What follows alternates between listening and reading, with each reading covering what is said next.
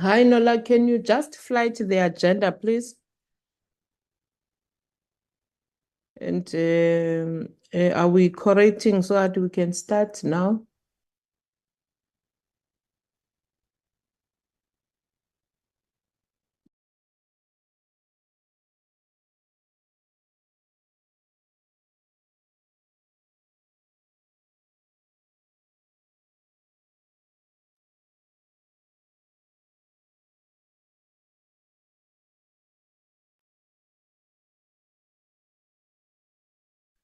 Are we fine in terms of the numbers of members that are in the meeting?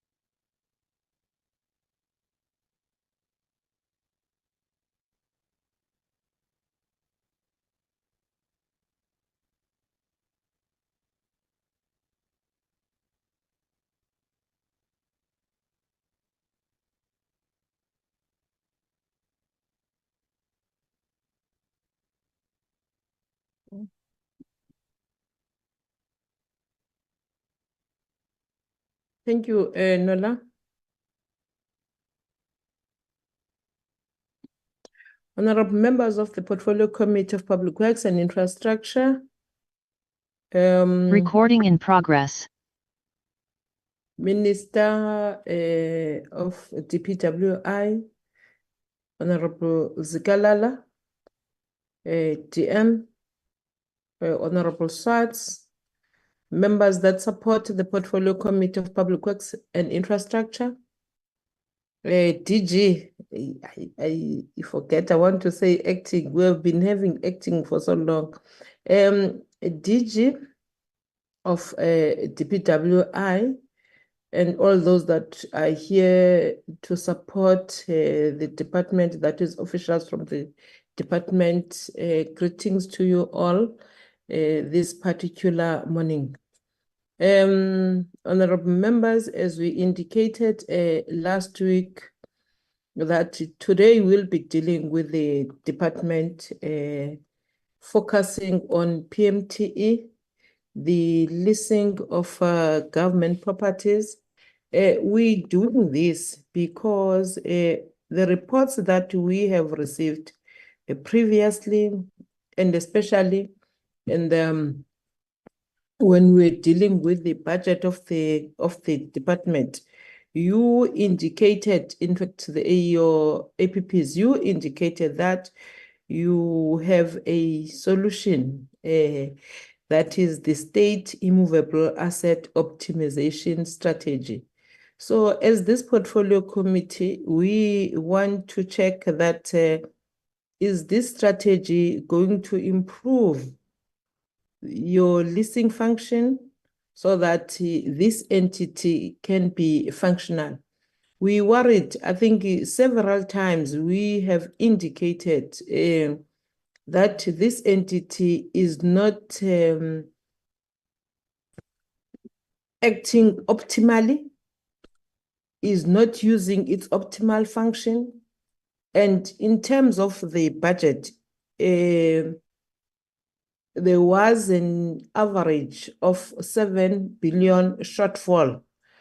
And even in the outer years that you prepared for, you also indicated this shortfall.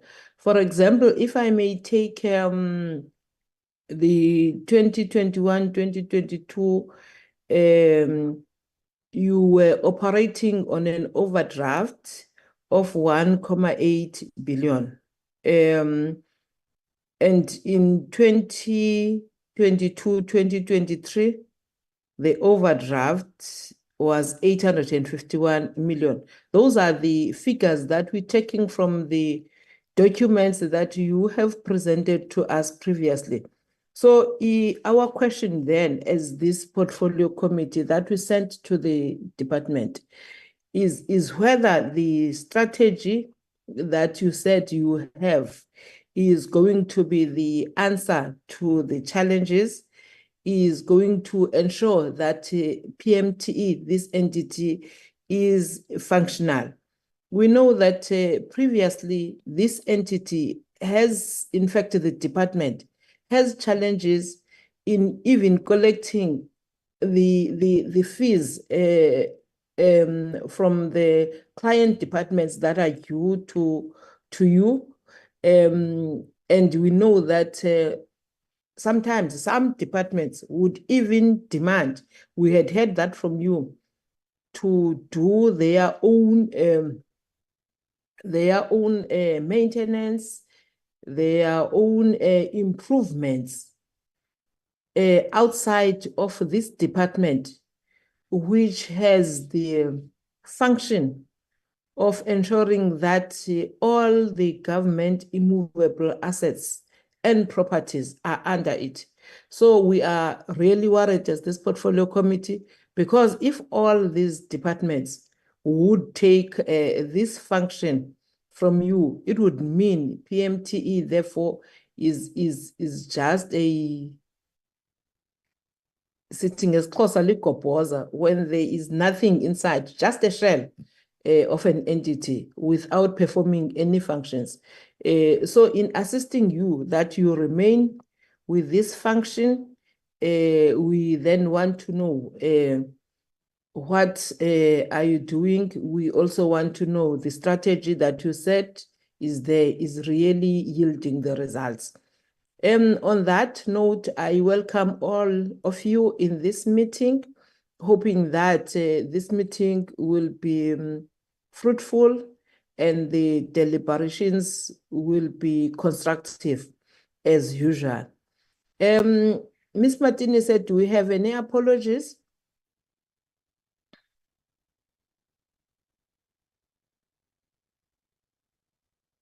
Ms. Martinez said, do we have any apologies?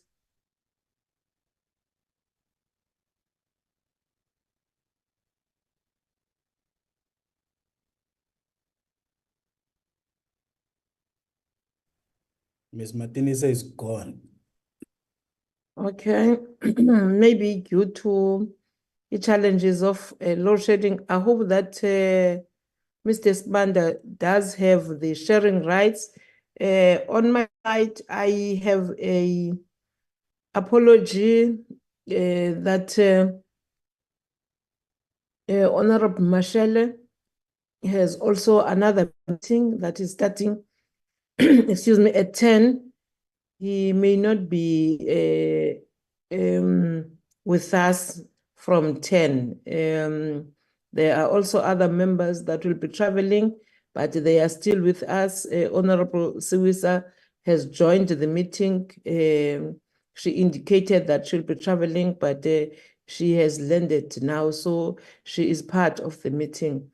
Those are the only apologies that I have on my side.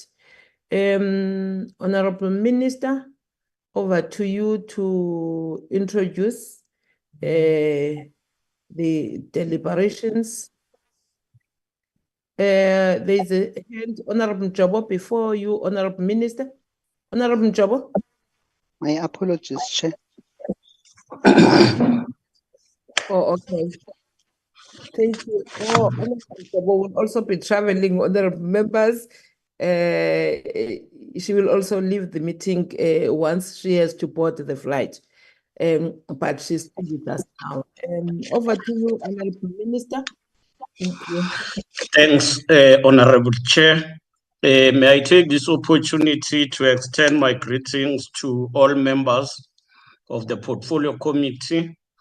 We want to thank the opportunity to come and speak to you, account on the work we are doing under PMTE to make the department as a whole self-sustainable and ensure that we contribute to revenue generation. Honorable Chair, may I take this opportunity to express my apology that I haven't been part of some previous meetings because of meetings being or meetings coinciding with the cabinet cluster or cabinet committees. We are here today with the department. May I introduce, we have the Deputy Minister, Honorable Swartz. We have the Director General, Mr. Sfiso Mtakane. We have the head of the PMTE, Mr. Caesar Sibande, and number of colleagues from senior managers. Maybe one thing that the committee in their mercy would find it proper to do is to applaud that for the first time we have a Director General and we have the head of PMTE. As you have said, we've had actings and actings, let alone of having both positions filled. Having said so, we have engaged on a strategy which we called asset optimization strategy. This strategy seeks to reduce drastically the lease portfolio and enhance the government capacity to house departments, but to further utilize the property that belongs to government effectively to generate income. We have entered into this strategy to ensure that all departments are accommodated properly, but the priority is that we are going for government buildings.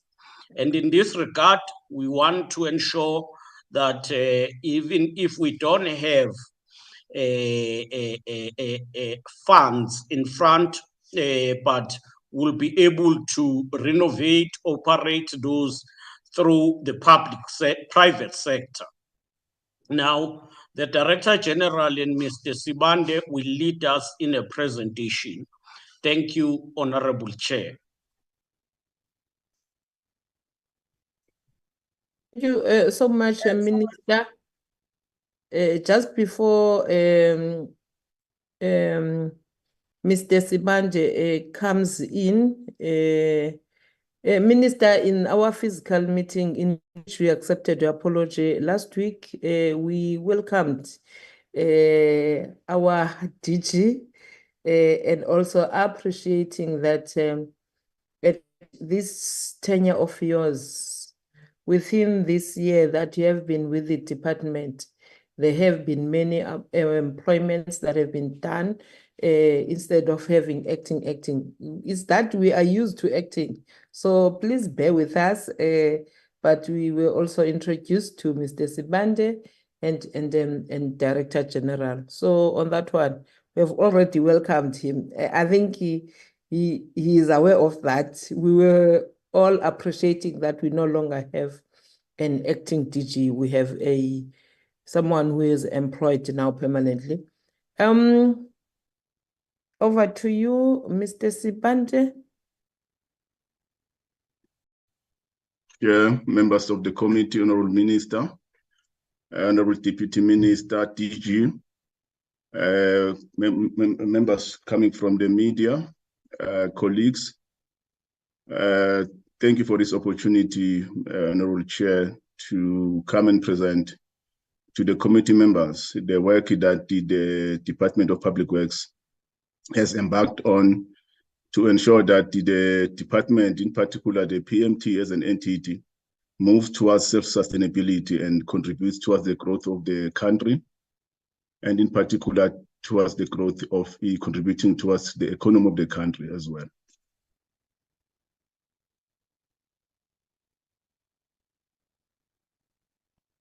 Yeah, I'm not sure if the slide is moving on your side. Yes, it is. Thank you, Chair. Chair, I will take you through the presentation, which should cover a number of issues addressing the topic you've given us to present as a brief today. But more than that, we will also present the turnaround plan, not only just a plan, but a shift in terms of the thinking and the practice within the department. We have also made available attachments to support to provide additional information to the members of the committee. We will look at, of course, the purpose. We look at the delivery mode, the background, state-owned properties, the leasing portfolio, social economic priorities, the private lease on state properties, the optimization strategy, which represent our paradigm shift, and the recommendations thereof. We have attached, Chair, for the benefit of the members, the list of private leases that we have with the private sector, and also the list of private leases on our state properties that we let out.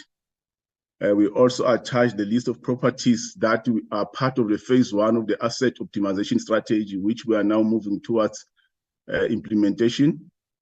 And we also attach the optimization strategy as a guiding document, and also the disposal policy of the department, which is translated into the strategy, into the optimization strategy. Sure. Today we are here to brief the committee on the leasing of government properties and the functional accommodation of service delivery departments, as well as the report in terms of the state immovable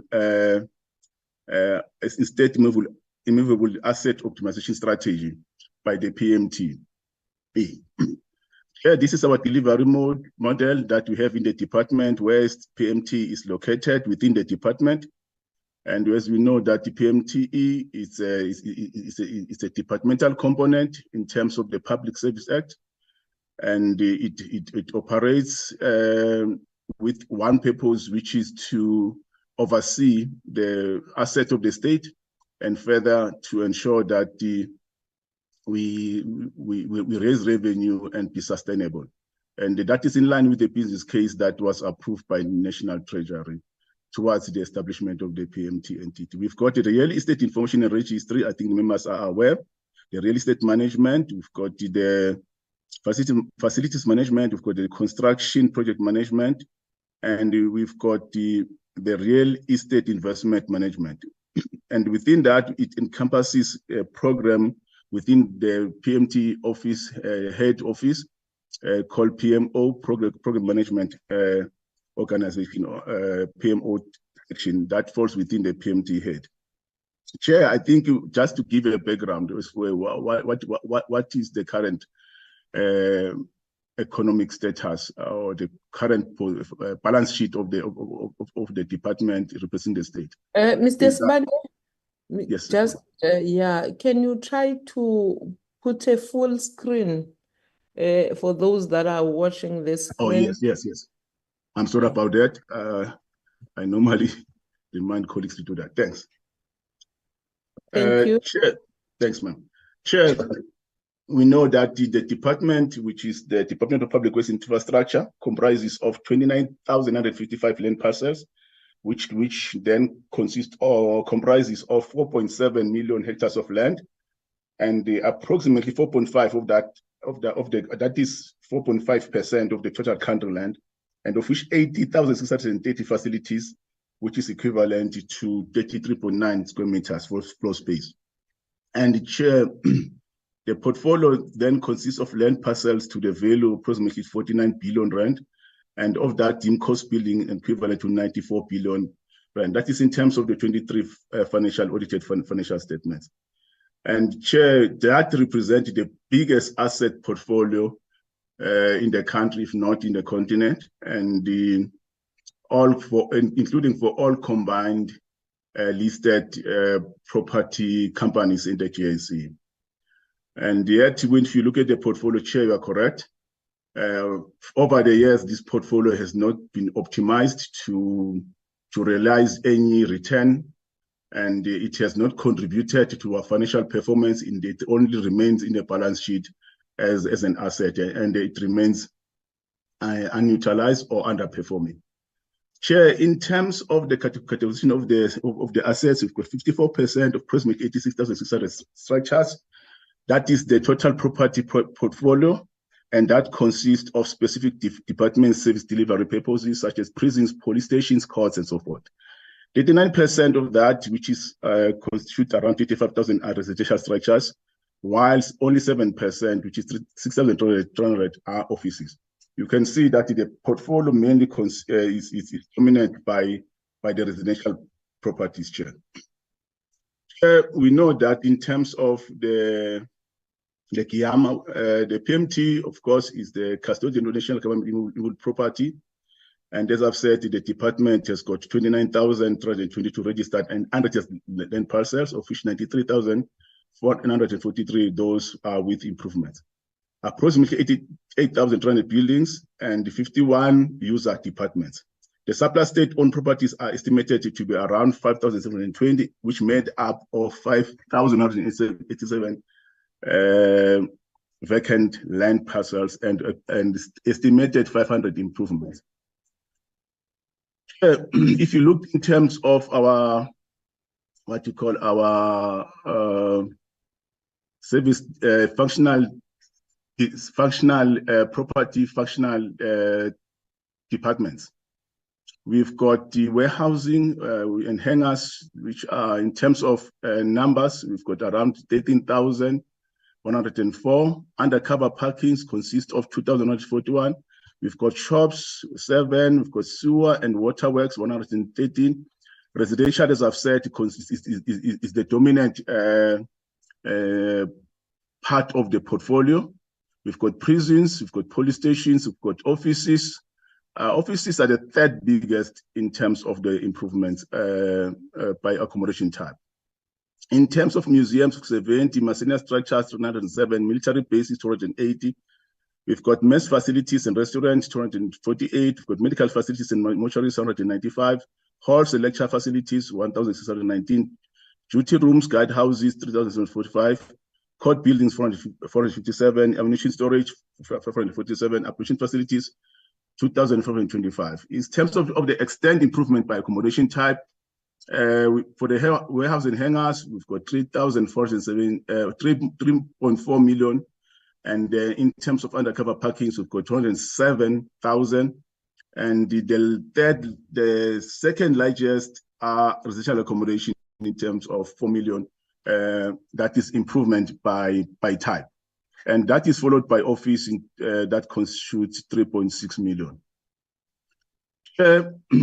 The number of improvement by region, which regions are currently taking bulk of our improvement per region. Cape Town is the leaders in terms of 10,000, followed by Polokwane, and then Pretoria, and then Bloemfontein, and so forth. The extent of improvement by region, Pretoria is 2.8, Cape Town is 3.3. So Cape Town remains the largest region that takes most of the improvements by region.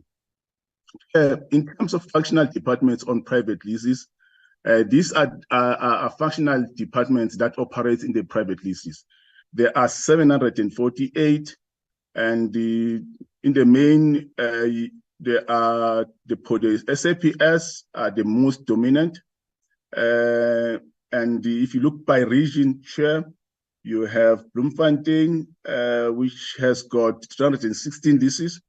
The Justice, which is called Buildings 146, as themselves said, we need to look into this, in particular in this area, where we have to operate these functional departments on state properties, not on private leases. Those are the figures, Chair. Durban, you've got this 63,916. Extent, that is the extent of those properties. The numbers are around 4, which means they occupy bigger space that is around Durban. If in terms of justice and cultural developments of 78, that is the space they occupy, but there's only 1 building. In terms of the extent, which means the size of the building that you occupy, in the main, you have the Bloemfontein, which is which has got one of the highest, and Cape Town, which is the 29,000 square meters that they occupied. Durban has got 63,000 that they occupy. Those are the biggest ones that one has got to mention, as well as the PE as well. Chair, the monthly rentals for the amount of money we pay to private leases that are providing functional departments is around 12.3 million rand, Chair. Overall, we rent around 150,000 square meters and we pay 12.3 million rand. Chair, functional departments on state leases, we've got 49,000. So the majority remains within the state within the department. Luckily, however, we still have to deal with the 748, where we are paying a lot of money to accommodate. And if you look at how much money we pay on those that operate within the departments, it's far below, it's a fraction of that.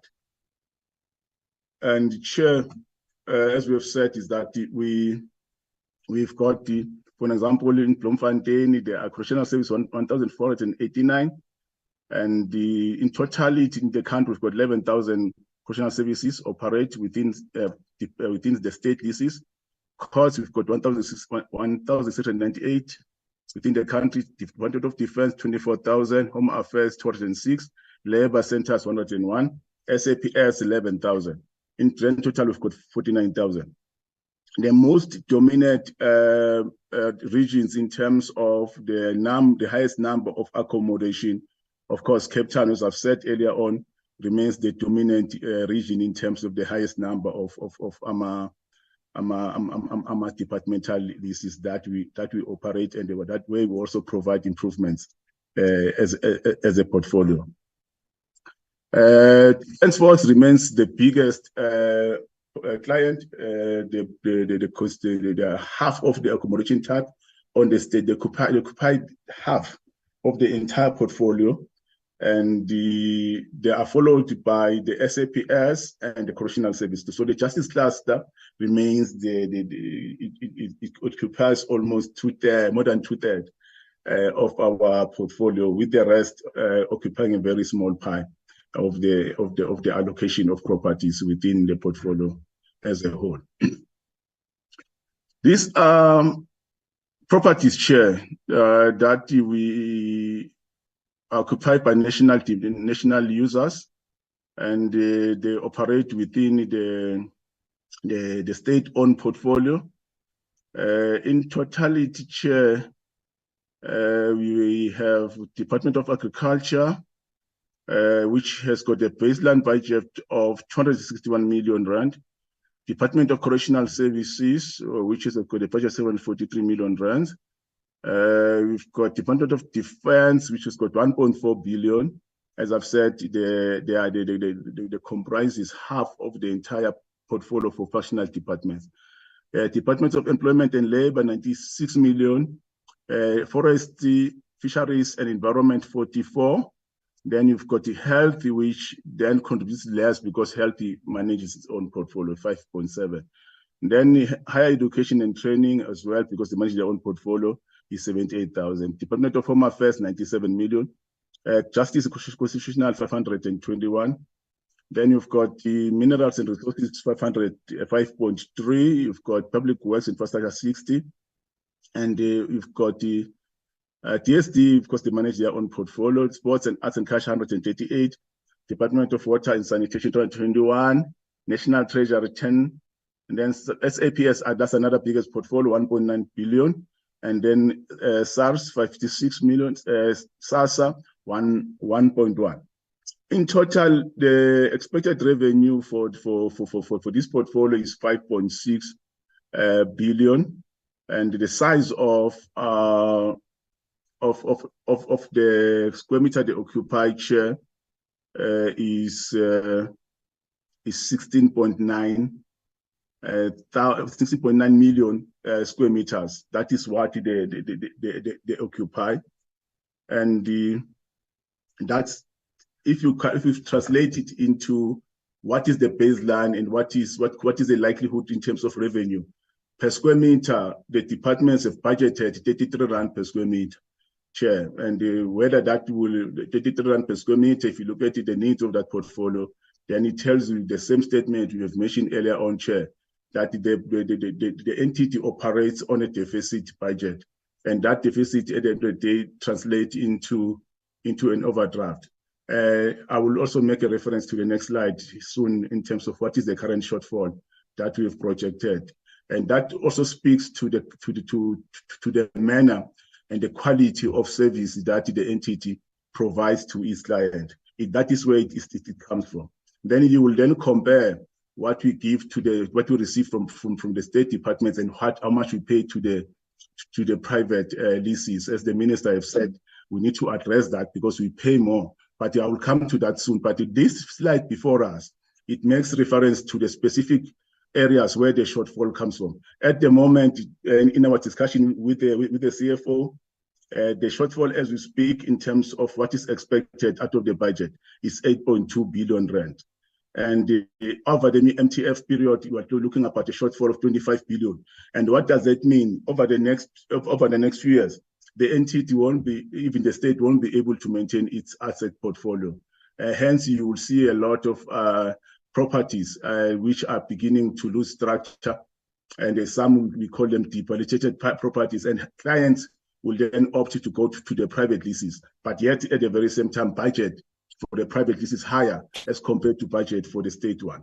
The leasing portfolio, this is the total lease portfolio that we provide to our private leases. Bloemfontein has got the 123 valid leases. They've got the 177,000 total square meter, 167 total number of leases. There we pay 165 million rands towards those leases. Cape Town, the situation looks less on the private leases. However, we did a study recently, Chair, which also part of our focus area. The city of Cape Town, where SAPS is renting their offices, they currently want their offices back. Yet we were paying far less in terms of the rent per square meter. That will mean that there should be an alternative office park for the SAPS. That will, if we look into that model, it will also speak in terms of how do we then factor in the cost in the future for the SAPS in Cape Town, because they also carry a bigger portfolio as well. At the moment, there are 500 million, and we're looking at 336 number of total portfolios and 320 square meters that is the rent out. There's only one which is a month-to-month. And then Durban has got the 285 valid leases, of which they've got a budget of 450 million, and the square meters are 608, 334 total portfolio lease. Durban, again, the approach might be different, because in Durban, if you reduce the private lease and consider expanding the CR SWAT, which is the central police station, the central regional office, then you are likely to reduce the lease. However, in reducing the lease, you must also factor in issues that the maintenance and the management of and the amortization of the construction of the property might again look in terms of increasing the lease, yet at the very same time reducing capital outlay. But these are some of the things we'll talk about when we speak about the PO team, Chair, that I will explain more clearer around those regions. Gqeberha, we are also looking at 315 valid leases, 171, the total lease portfolio, total square meters, 603,000 square meters. And the Johannesburg, we're looking at 120 million, 133 valid leases, only 2 month-to-month, 165 total lease portfolio. Kimberley, 160 at 8 million, 292 square meters, and they all don't have any month-to-month lease there. And Norrisbridge, you've got 3 month-to-month, 147 valid leases, 207 million in terms of the budget for the particular region, 54,000 square meters, 148 is the lease portfolio. Mabatho, we're looking at budget of 1252 million, 139. This is at the moment, we've got 1 month to month, 174 lease portfolio. In Tata, 165, 108 square meters, 198 million, 140 valid leases for month to month. Polokwane, 210, total portfolio, 124,000 square meters, 296 budget, 296 million budget. We're looking at 145 valid leases. This is month to month 18. Pretoria, 205, total lease portfolio, 800. This is the very interesting one for Pretoria, Chair. We will speak about when it deals with the turnaround plan. Pretoria has got 2.7 billion lease portfolio, and then you've got a square meter of 842,000 and the 127 valid leases. And Chair, for Pretoria, the good thing about it is that we've got 40, almost 40 vacant buildings that in my interaction with them in the meeting with the region, there are almost 40 vacant buildings in Pretoria. And if you address that, half of that, we are likely to reduce this list by half. However, you will still carry the burden because some of these properties will need to have a refurbishment. That might carry a higher capital investment. Keeping those properties also carries a lot of value, of high value. Yet at the very same time, we need to find a model as to how do you develop a model that will then ensure that those properties are optimized. So we've got a lot of vacant properties, yet we've got the highest private lease portfolio as well.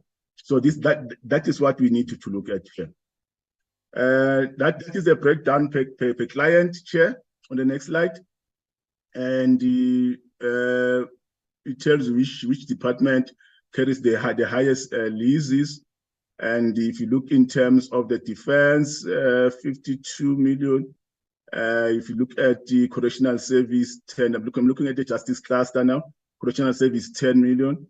If you look in terms of the SAPS or Justice and Correctional Development, 38 million. If you look at the SAPS, which is the third biggest, I will just go there because there's quite a lot of them. I'm not going to go one by one or go through them. I'm just highlighting those. 142 million on a month-to-month, total rental 1.7 billion. So these are some of the biggest portfolios that we have. SAPS and the justice and the justice cluster carries a lot of those leases as well. In total, we will be paying 5.5 billion to the private sector. If you look in terms of that will tell you, Chair, that we pay around 160 something rand per square meter for the private lease. So the difference, you can see there's a huge difference between what we pay in the private sector and what you collect in the public sector. The difference is around 130 rands. If you calculate and compute it in the numbers, it's between 110 to 130 rands. That is the difference on average per property on what you receive from the state and how much we pay to the private sector. Yet our client, they are more eager on a daily basis to move to their private leases, and they pay the amount of money. If you look in terms of the total number of properties that we lease out to the private sector and compared to the number of properties that we lease out to the state client as a state, the differences are huge, Chair. The fraction is a fraction that we lease out, yet the amount of money that we pay, if you compare the two, it's almost the same. And that tells you that the state portfolio is not sustainable. Yet at the very first time, we create a state dependency portfolio on the private sector, which in the long run, if you then rebuild the state portfolio, it's not going to be sustainable, because we all know the demand for office after COVID has just dwindled. If you go all over the place around the bigger cities, the number of demand for office have shrunk. So there's a huge contestation for space, and the state at the moment becomes one of the lucrative client for all these private landlords, and that is where the attraction is. So we also need to see how to make sure that we don't balloon the private sector dependence on the state for their business as landlords. Because if you do that in the near future, we will have some of these vacancies in the private sector also becoming vacant because people will build and then with the expectation that the state will rent from them. Yet the state has got vacant buildings, as the case is in Pretoria at the moment. These are some of the month-to-month leases that we have around the number of leases on month-to-month, state-owned municipalities and so forth, apart from those that I've already mentioned.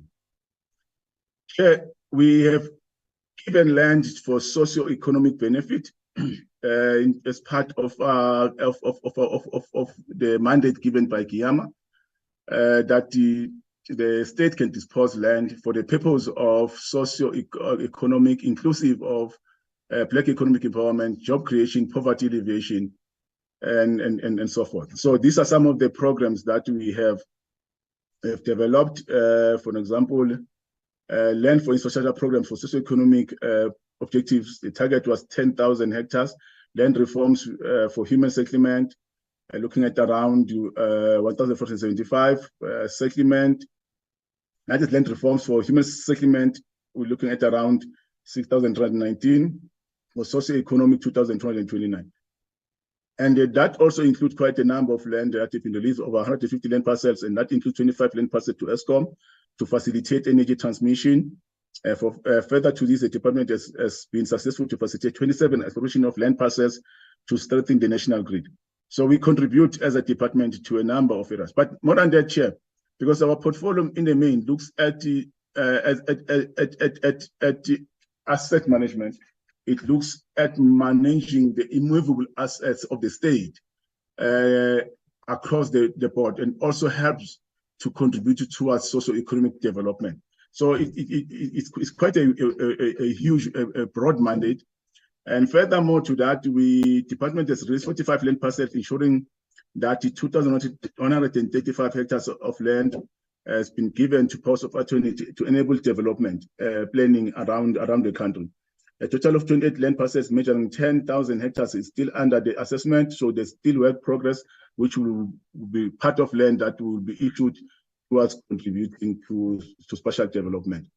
Chair, the next slide speaks about the list of properties which were as follows from the chief land claims, 439, 278 unsettled land claims list of properties consisting of 267,000 hectares, 161 list of land claims. This consisted of 141,000 hectares.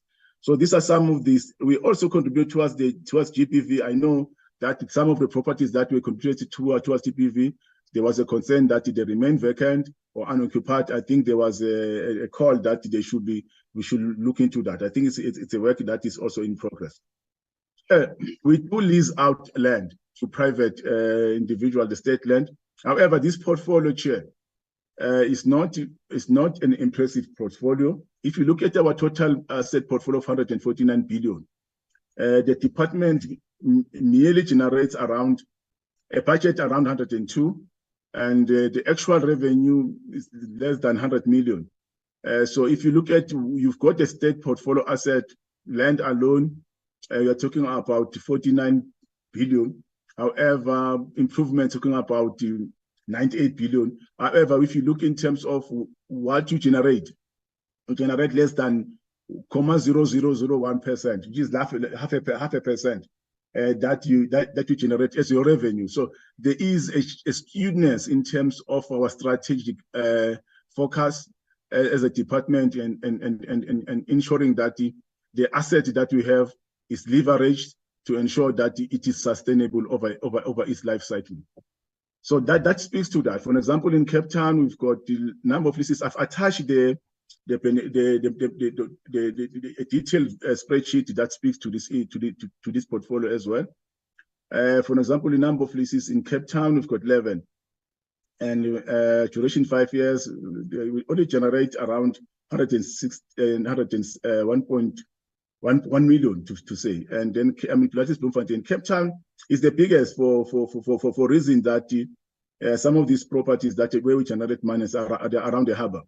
Those are the properties that are at least performing.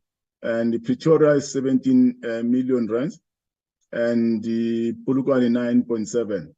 Chair, we are currently as a team investigating as well whether all these properties are market, their payment or their leases are market related. We know, Chair, I've been into the one in Gqeberha where I'm going back soon to meet with the operator of the small airfield, that they are paying very little, Chair, yet they are generating millions and millions annually, and they are providing training and services to the community. And their argument is that we are contributing to the economy of the local, and therefore we should not be paying anything. If we do, we should pay little. So we are reviewing all of that.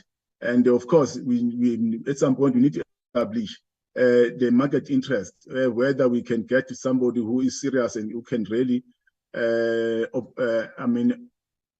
be in a position to appreciate the value of the asset by at least being competitive and at least providing a market-related rental. So these are some of the rentals that we are trying to also come up with a solution. There's also debt that we also need to collect around these rentals, where we are looking at a debt collection solution, which will also require legal intervention to ensure those who are not honoring the debt, they are persuaded, if need be, the asset is then returned to the state, and the better user is identified.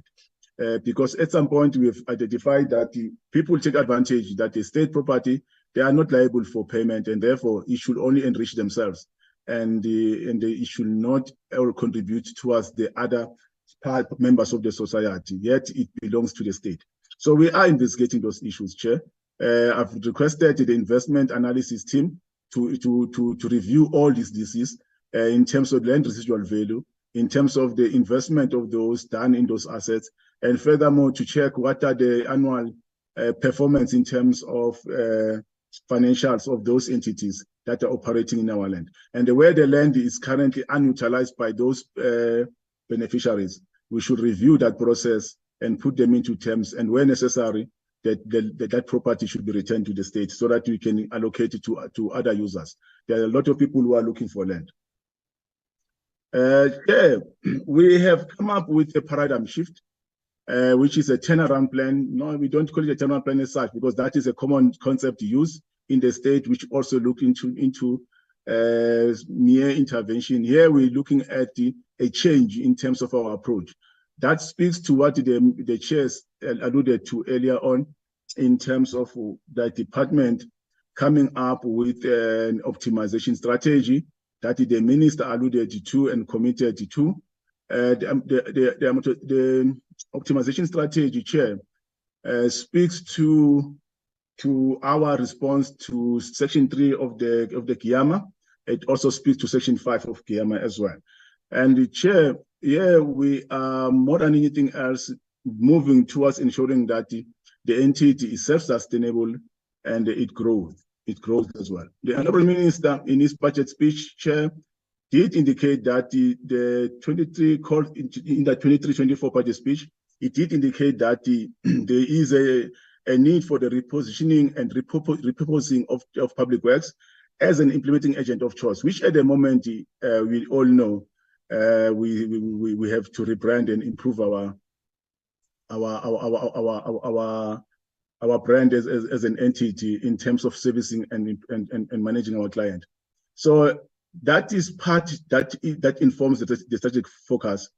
And in the main, as the minister have said, is to look in terms of how do we then reduce the leasing portfolio through different programs. Among those programs, Chair, we looked at the refurbishment, operate and transfer.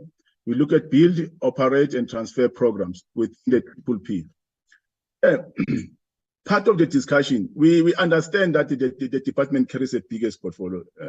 We've got properties that we receive calls every day for people who want to optimize them.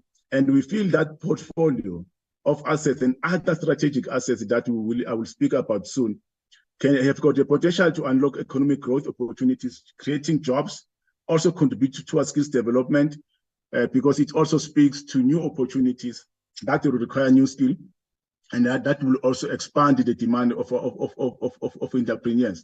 It also will look in terms of boosting SMMEs. We will now opening new opportunities where we lower the barriers of entry, especially on the letting and leasing portfolio. You will have new entrants or expanding entrants in the tourism space, in the property development space, where our people will get an opportunity to partake and equally contribute towards the economy of the country.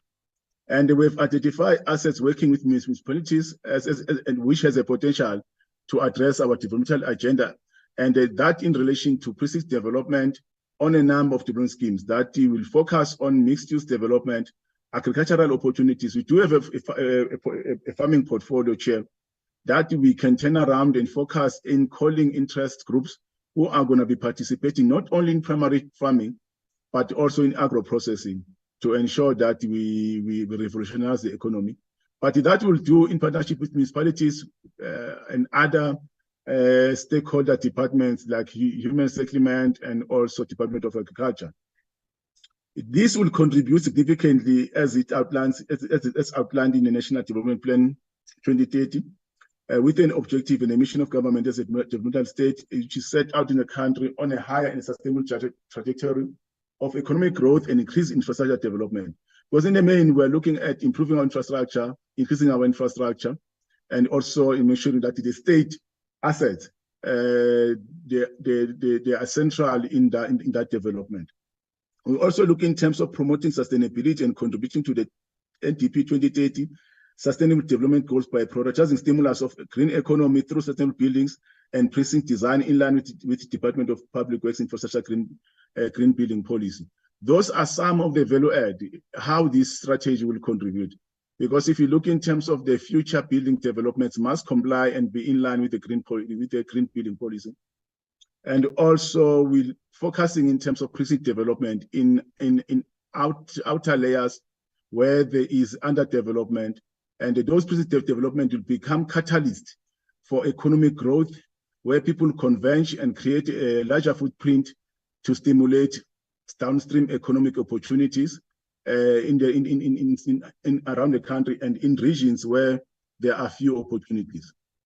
Yes, Chair, we do have challenges.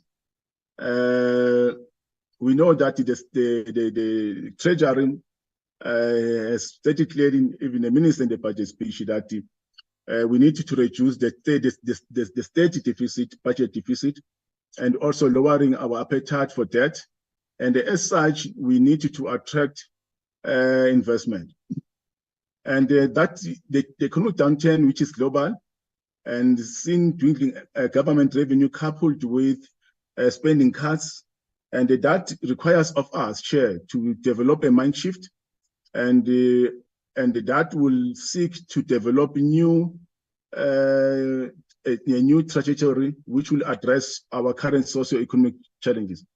Chair, as I've said, we do have a parcel of land. 25% of that parcel of land are standalone, and we've got unused properties.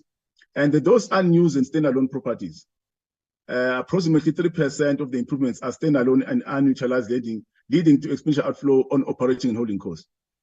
And we've got the Chair, at the moment, we did a quick study with the team. We are currently continuing with that study. We have around calculated, still calculating, more than $500 million holding cost in some of these assets. We look in terms of maintenance, we look in terms of security, municipal service charges, because even if you are not today, the municipality charges you for what you call a service charges. The availability of that charge you pay to the municipality, looking at the rates issues, and also the potential of those areas having to be squatted and the illegal occupation having to take place. We've got some of those in some of the prime areas and of our municipalities that we've identified. We also have got the budget deficit as a challenge, and the average payment in terms of, as I've said, from the public sector between 15 and 25 rands budget baseline. I mean 30 rand budget baseline, but the contribution what we get at the end is far below that. Average payment to the private lease, which is between 120 and 160 rand, or at some point 170. Then we've got a budget shortfall of 7 billion. At the moment, it's running at 8 point something billion, which is what we project in the current financial year. Chair, we, as you've indicated, in terms of the other general challenges in terms of our performance, is not looking good. We've got an overdraft. Some of this overdraft, we've also analyzed them. Some members of the justice class, like Defense Force and Correctional Services, have really reduced their budget commitment towards our work, and they've withdrawn some of the projects. That also, and payments, of course, that also contributes significantly towards this particular overdraft. And we are looking around that. Apart from the overdraft itself, the entity is not able to generate revenue. And if you look in terms of on the other side, where the economic growth is currently stifled and it's only operating on a straight line. So we're not projecting any growth in the near future. As I've spoken, the strategy is informed by legislative mandate, in the particular constitution of the country, Kiyama, as I've mentioned it on several times, the Land Disposal Act, and so forth. We also have policy mandates such as the one that I've attached, the asset disposal policy. And we've got a number of assets that inform the strategy, such as property empowerment strategy of 2018, the broad black economic empowerment strategy, and green building policy. Quite a number of strategies that informs number of policies that informs the strategy. In terms of how we service our clients, at the moment we can consider our buildings as fair, the majority of them, with a lot that still exist as very poor.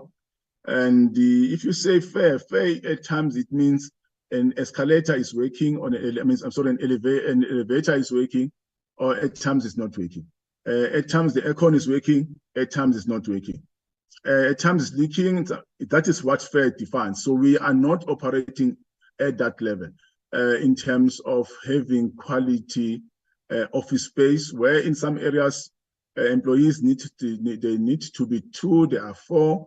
And there are issues currently that we are faced with from the Department of Labor, issues around OHS that we are currently doing. We are currently doing the building condition assessment across the country. Some of this work, I believe, somewhere should have been done a few years ago, so that by now we should be implementing some of the reports. But the whole of that process has restarted now. Department of Labor is currently visiting all buildings, and the trade unions are also raising issues around the conditions of our buildings. We are engaging them. We're developing plans to ensure that issues such as air ventilation, fire hydrant, escape routes, and all those issues that we need to consider, because we need to be mindful as a landlord that we should take responsibility around those issues. And of course, it's going to require a lot of financial investment to ensure that those improvements are catered for over a short time. The strategy, Chair, the objective of the strategy in the main, it's as I've said, position PMT is a viable and efficient vehicle to deliver comprehensive value creation through the state immovable asset portfolio. What is good with this budget strategy? It exists as an independent entity, which its focus and precision is on state immovable asset. Whether the client is there or not, the focus should be what do we do with the asset, and how to make sure that we are dynamic in our approach to ensure that the asset is optimized. We also aim to attract over the next period of office of the new administration of MTSF, which is our 2030 strategy, to attract at least investment of 10 billion rand from the private sector into our property portfolio. It could be more. We just put a a really low figure to ensure that that becomes our start. But over the period of time, if you look at the investment that we can attract in our strategic properties that we have across the country in the prime areas, the investment could translate into multi-billions beyond the 10 billion rand. We also look in terms of unlocking value creation, repositioning PMT as an implementing agent of choice, and repeat through the introduction and provision of new operational models not previously utilized to unlock portfolio value. We also aim to develop models which will include a comprehensive life cycle maintenance solution for the development proposals to ensure sustainability of the asset condition and performance.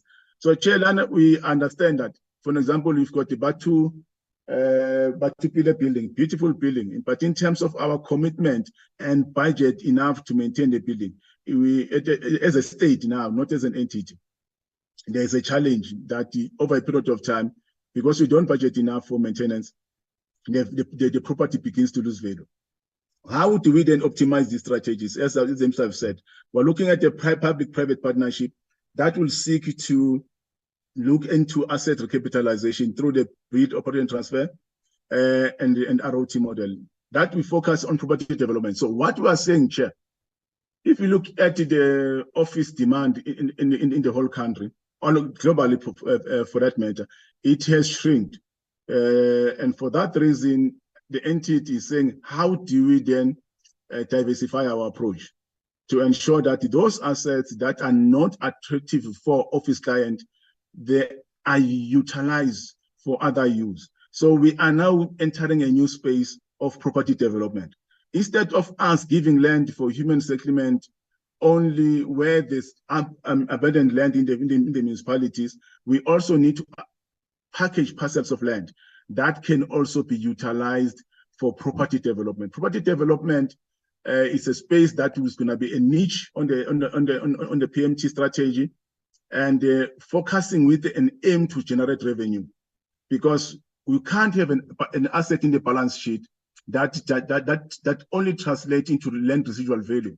That for me is being underutilized. But if you make improvements, your balance sheet as a state will grow up. But however, this will be done with the private sector over a period of time.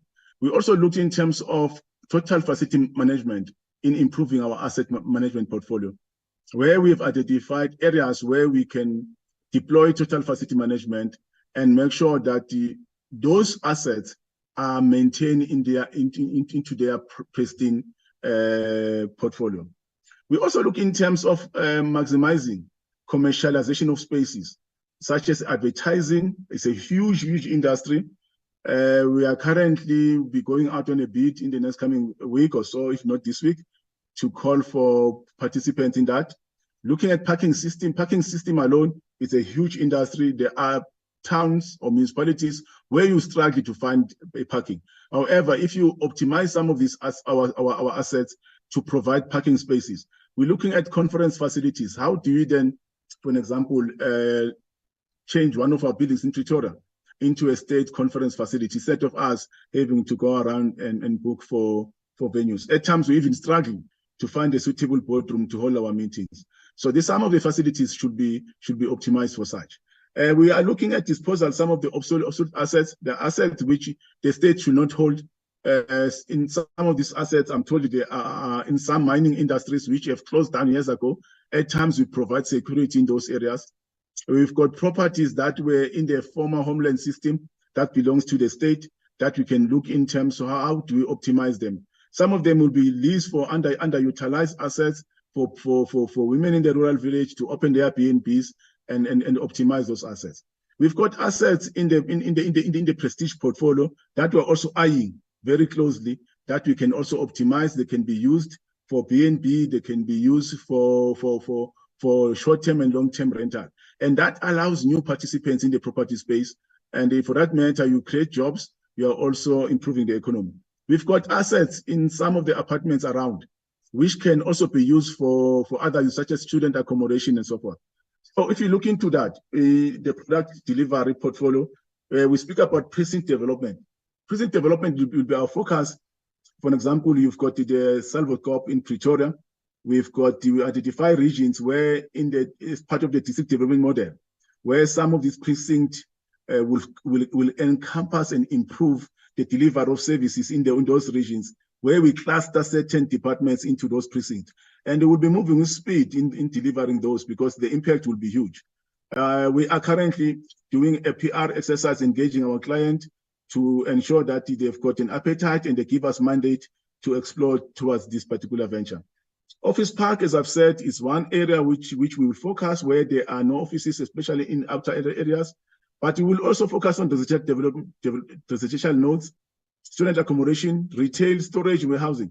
According to the Rhodes report that was issued last year, how storage and warehousing are one of the dominant property portfolios now in the country due to online, online transactions.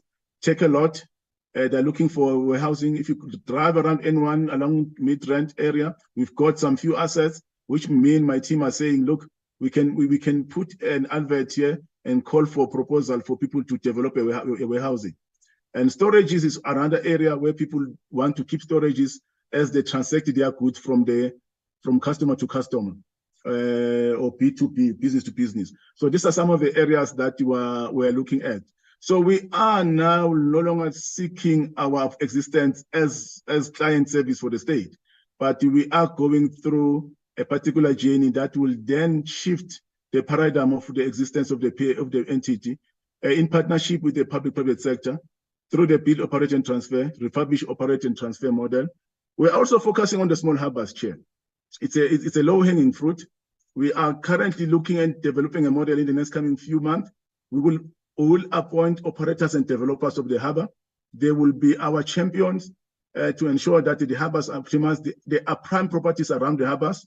There are a lot of downstream and upstream economic opportunities around the harbors. There are opportunities for mixed-use development, and there are prime pockets of land that can also be utilized to optimize our revenue. So in the next coming 10 years, Chair, this entity can be one of the self-sustainable entity with a balance sheet of a surplus cash in the bank. Freehold leases land, agricultural assets, some of these assets that we can optimize as well, because we don't want to give away these assets. They must remain as the balance sheet of the state. Our approach will be looking at 25 9-year lease model. I think I will speak about it soon. When we speak of 25 and 19, development does not happen in 5 years. It's a balance sheet operation. It's not a performance operation, which is annually driven. And for that reason, we look in terms of beyond the 9/11 that currently the department is treasurer and the department operate under. The minister is currently through the officials engaging each other with treasurer to find an approach that will allow the department to enter into long-term relationship with the private sector to optimize our assets. Chair, let me give you a cost-benefit analysis in terms of how do we then, in some areas, we will implement the BOT, especially there's a BOT for client, which is our state clients. There's a BOT for private investment. There's an ROT for state clients, for office accommodation. There's an ROT for private investment, where the ROT, the refurbishment, is not targeting the client as a state, but it's where the private sector will refurbish for the purpose of attracting private clients to occupy the property and generate revenue. So these programs, Chair, for an example, I will take this example now to say, let us take a client that wants to develop a property in Cape Town for 45,000 square meters. The current model, which is on the left, which is the construction model, is through the CPM. What we do is that we will get a PI from the client to say, please construct a property for us. It could be a court, it could be SAPS offices, it could be anything. If you do that, then you look at a budget allocation of 1.9 billion, and then you translate that, you are saying you still have to pay consultant 20%, which translates to 200 million rents. The cost per square meter for that is 42,000 vis-a-vis what you can easily get at 17,000 from the private sector. And the private sector, which will give you a grade A office, relatively new, or grade B, recently refurbished office, or a high-rise prestigious building at a fraction or half of that amount of 42,000. But yet in the state, we look at 42,200 per square meter. More than that, our model currently will take 5 to 10 years to finish a building. There are reasons for that, Chair. Apart from the issues of incapacity within the department in terms of construction work, but you've got a structure where we've got a system where it says even the lowest bidder should be considered. And for that reason, what the bidders have done, because I've worked in the municipal space as well and the provinces, the norm is what you see at the national chair, it's happening in the province with public works. It's not different. It's the same. I'm talking from my practical area where I sweat and try to address some of the issues. The consulting costs will go up within that 5 to 10 years. The cost per square meter will go up from 42 to 80,000 rand. The delays won't necessarily be caused by our own guys, but at times the developers or the contractors themselves, once they've realized that during a particular stage they've made maximum profit, and therefore it's prudential for them for that reason to quit the project, they will leave because they've made their money. Then they leave the project hanging. Quality of work is poor and so forth.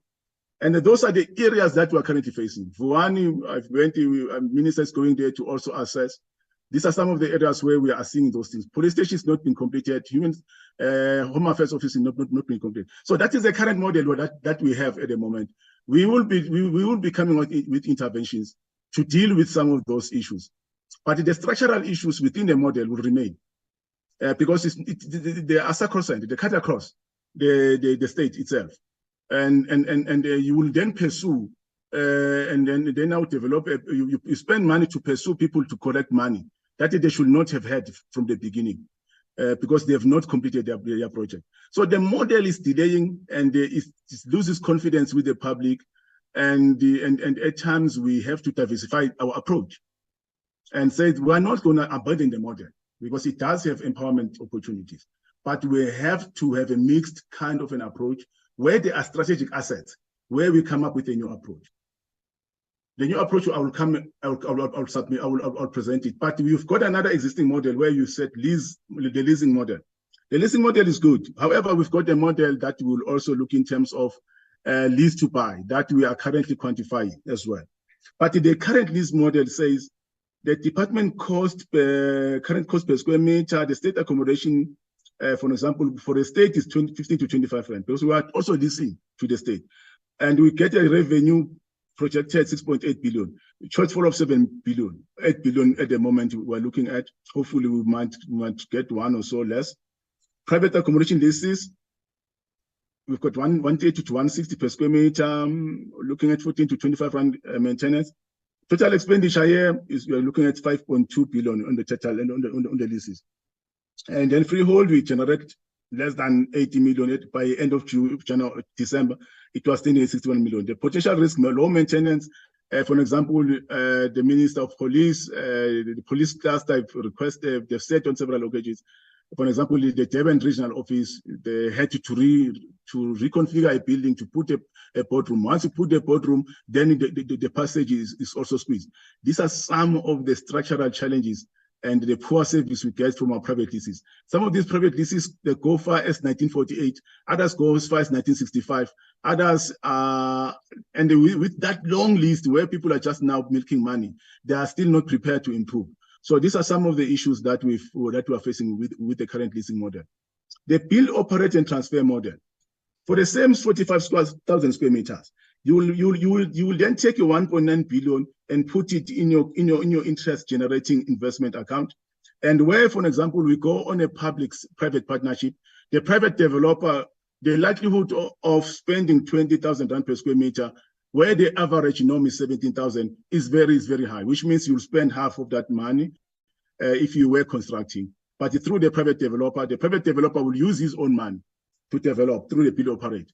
the private developer will use his own money. And we know that if somebody uses his own money through a competitive process, through due diligence being conducted, through monitoring of the processes, through a high qualified consortium of experts, they will oversee the project on behalf of the department, working with our PMU team to ensure that the project meets its desired outcome, and it also meets the client expectation.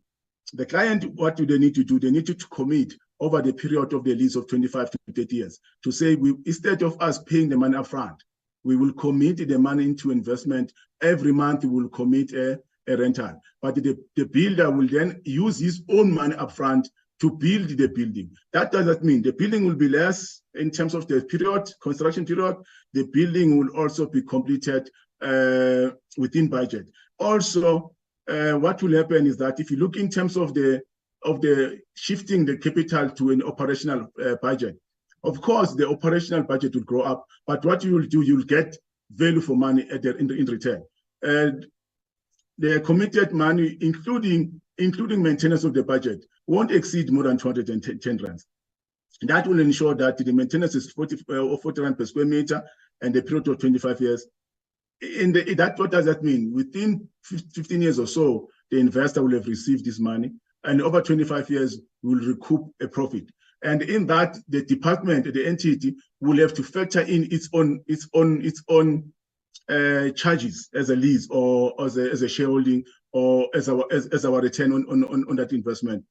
In a form of maybe 10 rands or 20 rands per. It depends on the gross yield of each property. So there's going to be, each property will have its own business case. So the yield gross return per property will be determined by the size of the property and, of course, the performance. Because here you guarantee an investor a take-off contract in the form of a client. So the risk of any loss are very slim. Of course, 25 years is not locked. If you look at 1994 to 2020, it's just a period that we've all witnessed. And if you look in terms of the quality of our properties between that time and 2020, then you can give me the answer there. So, but in this case, you'll have a property share that is maintained at its prime, and if you build into contract to say every cycle of 5 years or 7 years, the property must be refurbished by the developer, and after 25 years, the department takes over the property. We can build a new contract in the form of a TFMF. That brings the costs down. That over a period of our generation, we leave behind a good quality legacy in terms of our properties. Also, the state capacity is maintained, and the state balance sheet is also leveraged. So the risk, of course, is to attract the good private sector investors. But here we're not looking for grading. We're looking for developers with a good balance sheet, with a track record in the development space, including international developers as well, where the property is of high values. And of course, there's going to be focuses in terms of our value proposition is very clear, Chair. We're looking in terms of providing jobs, creating opportunities for new entrants in the. I'm not going to go through each program or each segment of the value proposition, but in the main, we're looking in terms of growing the economy, creating jobs, creating new participants in the property space. We're looking at aligning our plan with the DDMs, also in the integration of our new approach in partnership with the private sector to unlock new opportunities. So there's quite a lot that can come up out of the value proposition for this particular strategy. We've got strategic focus areas. We look at Home Affairs, we look at Department of Labor and the SAPS. We've already started engaging the SAPS. Our next client to engage with this strategy for state client now, because the strategy is overarching. For state client now, we're looking at Home Affairs, Department of Labor. We're looking at the inner city regeneration, the ROT, as I've said, for example, in Pretoria, we've got quite a number of buildings. You've got Civitas, you've got the building public work house, you've got Telkom Towers, and you've got the current building where public works is located at the moment. If you look at it in terms of the total portfolio of the footprint, Telkom Towers alone has got 102,000 square meters unutilized. Civitas almost 100,000 square meters unutilized. Those are buildings which forms the highest skyscrapers that you have in Pretoria. And if you refurbish and optimize them, the face of Pretoria will change. We still need to ensure that the SAPS remains in the center of the town, and because if we can remove our offices from the city centers, as the case has been over the years, the corporate world has shifted from the city center and created a new periphery, high prestige accommodation in the outer layers of the city centers, and leaving the city center in shambles. So we need to refer, because once you check out the economy of the city center in the form of offices, in the form of corporate, you are leaving the city center with only the public sector. But you need to ensure the public sector is also intensified in the city center and improve also those city centers, because in the main, they create livelihoods, they create job opportunities. So we need to ensure that our strategy as well, that in those metros, we don't leave those buildings vacant. They create hazards, they create toxic for the community, and also they are not really adding value. Instead, they are creating a challenge. And for that, we are focusing on ROT to ensure, for example, buildings in Durban, there's a Ridgeway building, there's a building in the Point Street. If you go to Cape Town, you've got quite few as well, which I can mention. But in terms of BOT, we have even properties around Camps Bay, the list I've sent you, Milnati. Some of the properties I personally said they cannot be used because the municipality will agree they won't support it for low-cost housing. They will never. It means that you will remain with these properties, and the consequence for that, is that you will have people through some means stealing these properties. Because some of them, if you confine to their colleagues, they will tell you that this property used to be the state properties, but we don't know how it went to the municipality, how it went to some people. So over the years, we are also bringing the Operation Bring Back strategy to ensure we recover those properties through studying the history and how some of these properties have been trusted. But if you come up with a wrong plan, municipalities won't agree, and you remain with unutilized properties. You can't put low cost housing in Camps Bay, whether we like it or not, as much as it's a strategy to give our people an opportunity there to stay. But the municipality, in terms of their bylaw, you can't. So to optimize for us is to look at something similar in line with the municipal bylaws, in line with the municipal development plans. That will then generate revenue where there's an opportunity for that. But we also have identified areas where we can allocate for social housing schemes and work with the Department of Human Settlement. So I wanted to bring that distinction to say we do support socio-economic, yet at the very same time, we also support revenue-generating assets so that we are able to optimize them. And also, Chair, that is part of the BOT.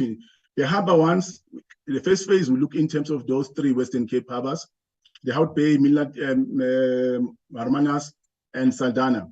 We're saying those have already been proclaimed. We can move in speed, appointing harbour management and development entity that will ensure that those assets are optimized within those harbours.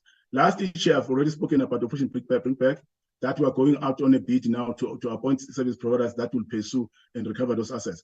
The letting out unutilized assets are supplied to the list of all those assets. That the first phase, we've got something like 1,000 something assets that will be optimizing. The second phase will also have another 1,000. So we have up to 4 phases. The last phase is when we identified assets that we can dispose through auctions and other means, where we know that they don't contribute, they will never contribute much in the balance sheet in any way in the future. But they are going to create a problem for the state in terms of holding costs. Chair, we are saying the portfolio will note and support the strategy and also note the report that we have presented. Thank you, Chair. Thank you so much, Mr. Sibanda. Let me start, honorable members, with Honorable Siwisa. I don't know whether she's still in the meeting. She was about to board her flight. Honorable Siwisa, are you still with us? Okay, yes, let's allow you, and then after Honorable Siwisa will be Honorable Sikhalo. Honorable Siwisa. Thank you, sir. Apologies for the noise. I'm sitting at a restaurant. That was the only place that is accommodating. But Chair, I just want to say I'm listening to the report and I've got a few concerns that come to my mind. Because in the past, we have a report that says that the Department of Public Works utilized 6.1 billion for private leasing and 5.5 billion for income in leasing out their own properties. So I don't understand when the presenter says it's almost 50-50. When I see that the department is working with the, that's the first one. Chair, is the department really, do they confirm, do they guarantee that the property that belongs to them is the 29,000 land parcels that they are talking about? Because we know that it has come to our attention that there are some properties that are being hijacked for the purpose of businesses, and the businesses are actually running. We are not talking about hijacking for residential, but for businesses. Like in the case of in Pretoria, one of my honorable members, Mohale, has raised the issue that there's a property that is being utilized by Chinese, and it's a property of public works that is being utilized for business purposes in Pretoria. What has been done for that property? Since I hear that some of the properties in Pretoria, the department is claiming that they've managed to get some of those back. We are talking about the maintenance. We still have a backlog. It's a backlog here when it comes to maintenance, because we were told about the maintenance plan. We were sold a maintenance plan, but nothing was done. Today we are being told that the department is selling that idea of private partnership participation in order to make sure that our buildings are being maintained. Out of the functional departments or buildings, how many departments are dysfunctional? Which means that how many departments are being accommodated in buildings that are not functional? Like for an example, I'm going to make an example of Home Affairs Kingdom. If it's load shedding, people can be serviced because there is no generator in place to assist those people, which is a concern, because some of these people are traveling very long distances to come to Home Affairs to either print out their certificates or to make IDs or to make birth certificates.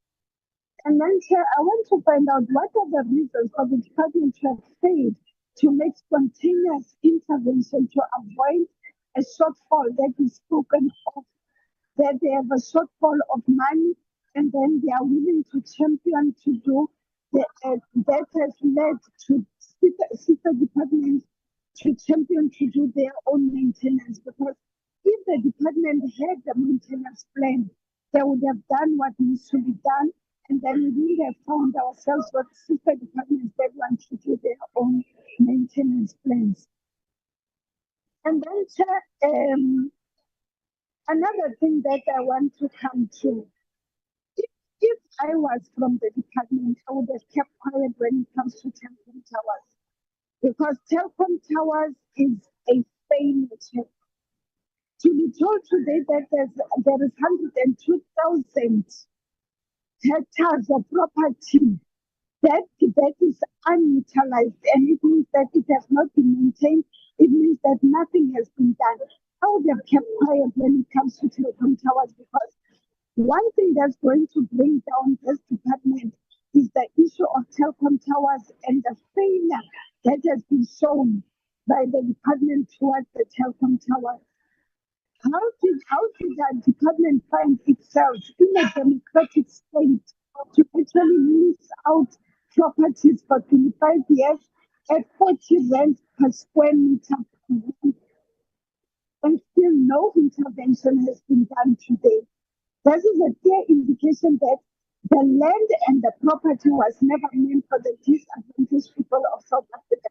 And those are some of the issues that need to be a concern, because we still know that the department is not even sure about their asset register. Now we are being told that there is a plan that speaks about bring back, which is along. We are going to be told about the coming 20 years or 30 years. We have been told about stage 1 of 1,000 something property that needs to be brought back, 1,000 property, and then this is what's going. The plan is not even clear as to what needs to happen. We don't want to hear about the next 10 years. This is what we want to do. We want to know what's going to happen next year. What is the department going to do to ensure that there is maintenance? They are going to have revenue to maintain their own building without focusing on the issue of that. They are going to go into private partnership education. What are they going to do to make sure that they don't actually indulge or move into the PPP? Because even the state development that we are still talking about, it's pushing towards PPP, which means that certain people are still going to benefit and certain people are not going to benefit. It means that private ownership is still going to continue, whether it's for 6 months or it's for 12 months or it's for 3 years. We are still going to have property that's going to fall under private ownership, which means that those that are entitled to be able to use the property or the land are not going to be given the chance, because we speak about money if you want to go into private partnership participation. There are people that need land for farming, for grazing, for building houses, for starting businesses. But they are saying that we are going to develop land with the purpose that we are going to go into partnership with private owners. Then it means that those ones that are entitled to be able to benefit are not going to benefit. I'm going to stop for now. Thank you very much for the opportunity.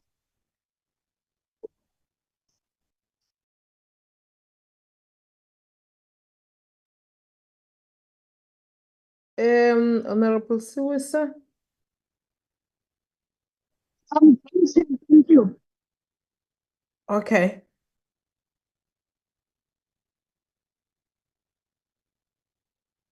Honorable Sihlalo. Chairperson, thank you very much, and good morning to all the colleagues. Chair, I will be slightly longer than usual. I will beg your indulgence in that regard, as my notes are a bit scrambled up. Chairperson, I want to go back to the meeting of the Auditor General on the 10th of October, 2023.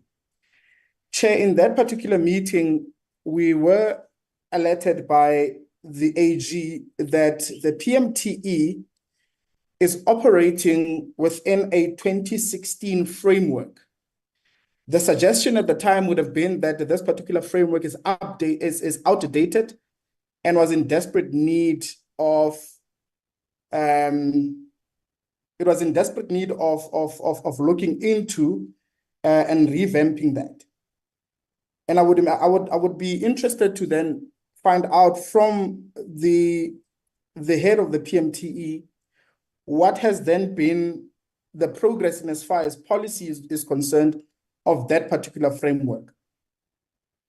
Chairperson, despite it being one of the critical issues that we have within the department, we hear nothing about the Public Works Bill that was intended to deal specifically with some of the issues that are being faced by the department as it relates to user departments and the department having to incur costs for paying for rates and taxes that should otherwise be the responsibility of user departments.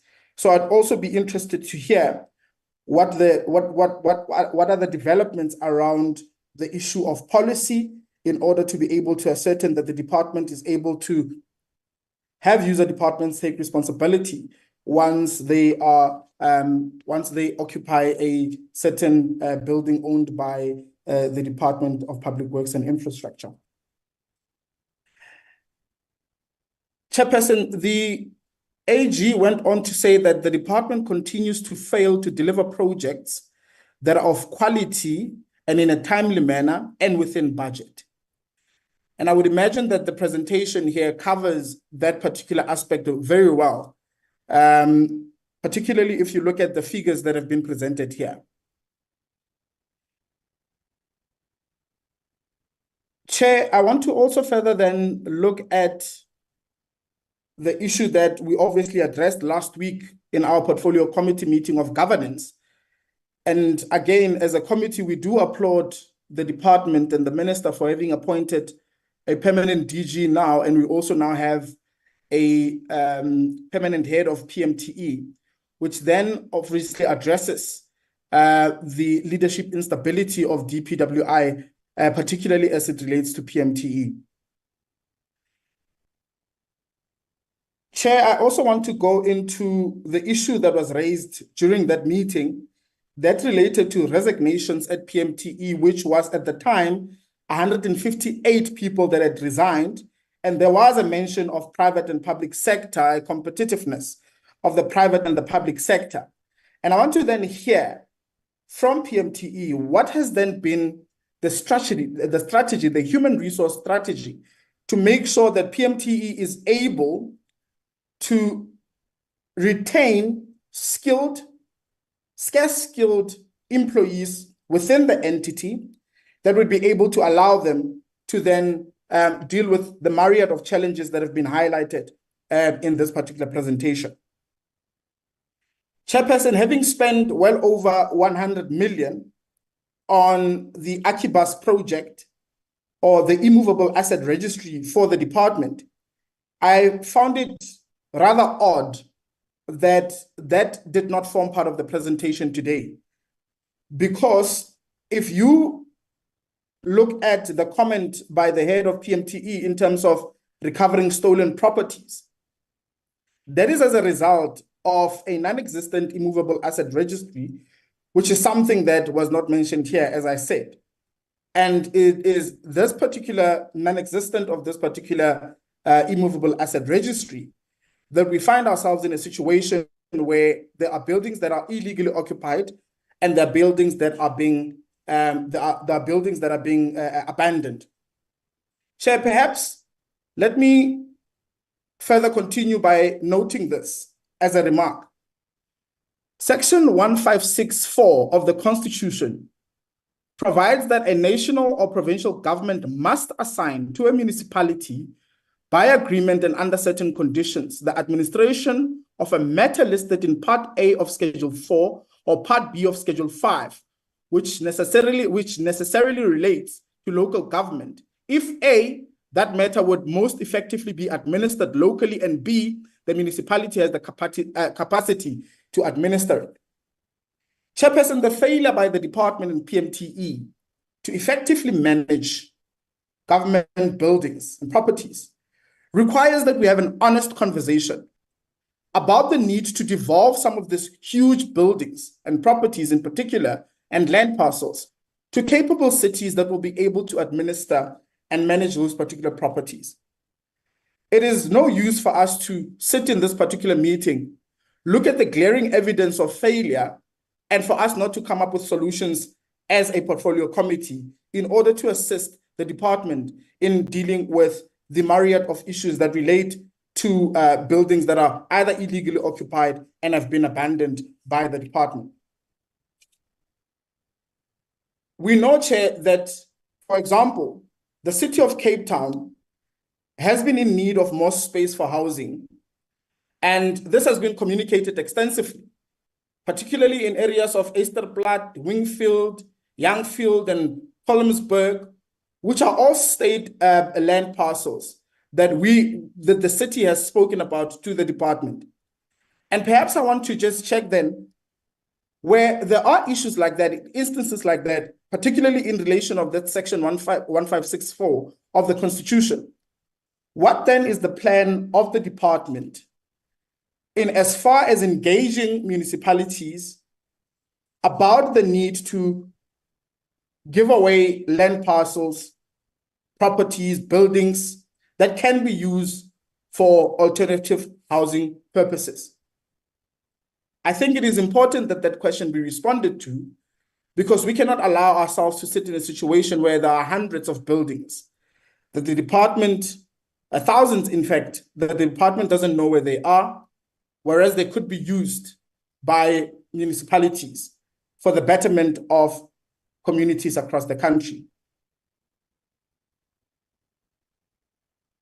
Chair, I want to further go on and talk about the programs that have been highlighted. We've spoken about the refurbish, operate, and transfer program. The minister spoke about well over 1,200 buildings that have been identified as being illegally occupied. One then asks the question, outside of an immovable asset registry, how does the minister and the department and PMTE ascertain that we have well over 1,200 buildings that are being illegally occupied? What then is the progress? Because we heard about refurbish, operate, and transfer last year already from the acting DG of the department. What then is the current state of that particular program, both programs as highlighted? Has there been any successes? Have we reclaimed how many of those buildings of the 1,200 and so forth and so on? We're talking about a shortfall, Honorable Chair, of up to 25 billion over the MTEF. This then emphasizes the point, Chair, as to why we need to be able to, as a committee, provide alternative solutions and recommendations on the situation that is currently facing the department and PMTE in as far as devolution is concerned. I want to ask the question, Chair, again on slide 17, where we talk about the leasing of portfolios. And I want to ask a question of clarity. Is the budget that is indicated there what the department generates from the regional leases, or is that what it incurs in as far as that is concerned?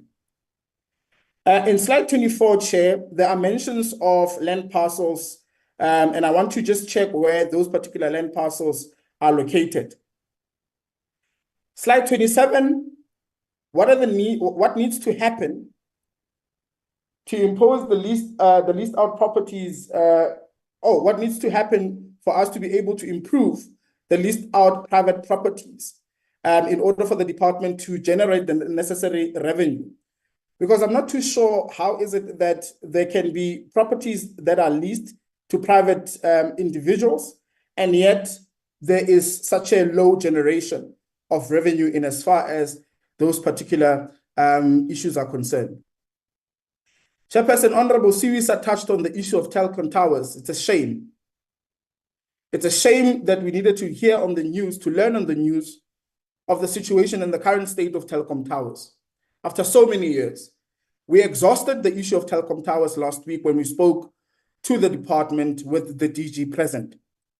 We speak about Excelsior Court, a building, the 11-story building in Berea, Durban. Chairperson, there are many more that we can talk about that have been abandoned.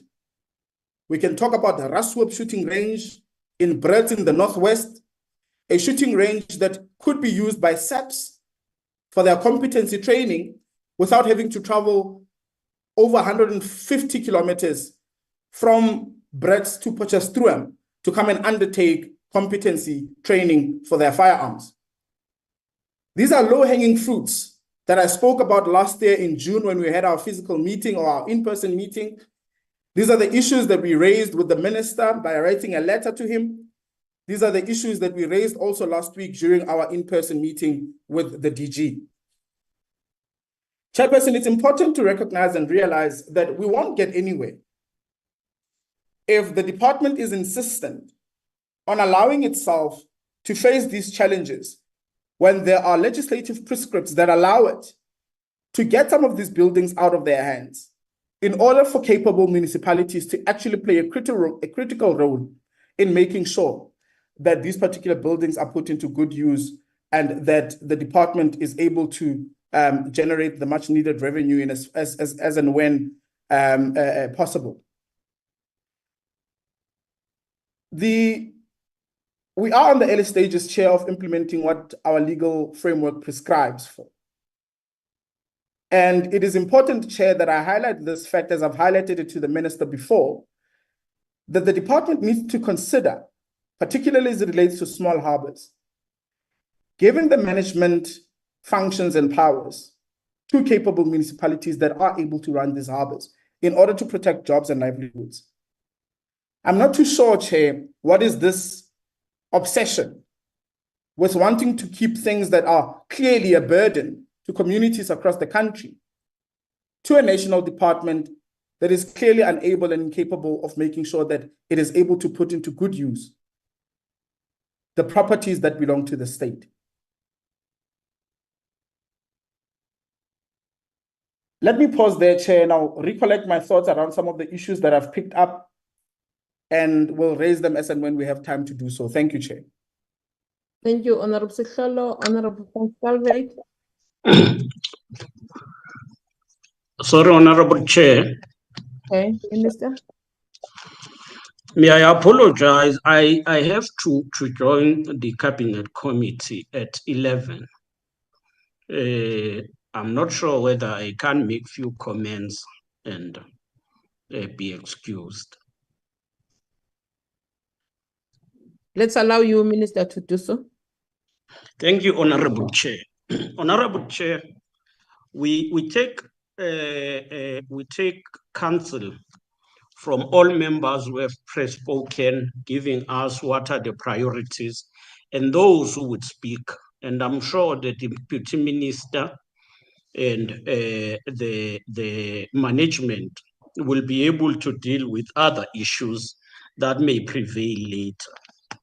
Chair, I know as a matter of fact that yourself and a number of members of the committee have been very concerned about the state of PMTE, as to whether PMTE is becoming an entity that drives transformation of the property and construction sectors.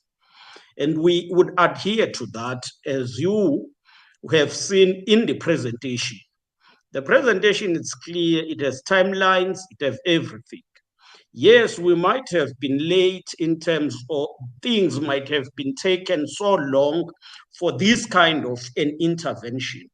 But I strongly believe this strategy will take us forward to make department effective, efficient in providing accommodation space to client departments, but in also optimizing and accrue benefit from a property portfolio. Now, I will want to plead with members. We come here honestly to engage an account, and we are free to be interrogated. But if members would come here with cheap political vendettas, it then becomes a problem. It dilutes the discussion. And that's where you get members putting things that are not in the presentation. Because if the portfolio committee says, come for this, we come and present on that item. If you want something else, we will do with the other day. But I will not want to leave this without correcting grandstanding of some members who think we can simply devolve functions. While you can devolve functions, there are functions that are a competency of national government alone. And it must be clear, we are not going to engage with backward ideas that seek to propel federalism. South Africa, it's a unitary state. It belongs to all people of South Africa. No one should equally come here and try to speak as if they represent people. The plight of people from Western Cape, it's no. From Kaelisha to Walanga to Kukuletu, those people need houses. And the local government of Western Cape has deliberately failed them, including some of the housing projects that have stalled. If you talk about devolving functions for the people for instance, Saldanha and Hot Bay, what about Africans who are marginalized in those areas? Currently, we talk, parallel to those areas, we talk about village communities that lives in village forest. What about those people who have been sidelined from development for the past 30 years because they simply live under municipalities that don't value the life of a black man? Now, let's not come here to grandstand. We like to come here to be accountable and deal with issues as they are, but not politicking. Thank you, Honorable Chair. Thank you, Honorable Minister, Honorable Van Schalkwyk. Honorable members, if you have any other issues, please pack them so that when we have second round, Honorable Sihlolo, you will come then. Honorable Van Schalkwyk, we also need to look at the time, honorable members. The ANC will be holding a memorial service for its late two members at 12, those Mbogodos, that we know that there will be discussion about them in the plenary. So can we please allow that the meeting flow? We were giving the minister because he has to attend another meeting starting at 11. So we will give you later, Honorable Sihlalo. I can see that you really want to talk. Honorable Van Schalkwyk, over to you. Thank you very much, Chairperson, and good morning to Honorable Chairperson members, our members of the executive, the departmental officials, as well as our team of the portfolio committee. Chairperson, I would not want to dwell on issues, but I would also not want to be streamlined in terms of my presentation, whilst the previous speakers were given the opportunity to express themselves fully. And I think we are noting the input or the hand of Honorable Sihlolo as he raised it, but please allow me to proceed. Chairperson, in starting with my input, I want to refer to our meeting last week with the AG in terms of material irregularities, especially with regards to various issues in terms of PMTE, and the main concern of them would have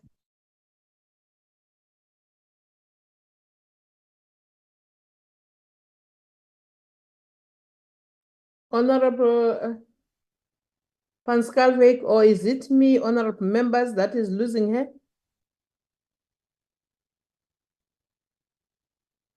Honorable members? It's all of us, Chair, that can't hear her. Yeah, I think I've lost her. Chairperson. We lost you, Honorable Van Schalkwyk. Can you please maybe start from the beginning? We lost you. Oh, sorry, Chairperson. What I was saying, can you hear me now? Clearly, yeah, we can hear you clearly. Okay. Thank you very much, Chairperson. I've already done the greetings. I don't know if you heard that. But my first input would be in terms of the presentation that we received last week from the AG's office in terms of material irregularities, especially with regards to PMTE, and the main concern that they were having was in terms of control environments that needs to be dealt with, which is a recurring problem. So, Chairperson, we really need to see action in terms of that in order to not to see that recurring during the next audit period. Then going into the presentation, Chairperson, when looking at slide 17, when we look at total lease portfolio, we would find, Chairperson, that there's a total of 2,335 lease portfolio that's been reported. Then there's valid leases of 2017 and month to month of 177. But there's some kind of an outstanding which is not reported on, Chair, to the value, I might be wrong, of 141. Which is a category that's not reported on. Can we get a directive or report on what's happening in terms of those those number that's not reported on? Then, Chairperson, there's the concern that SAPS is having 1,038 private leases.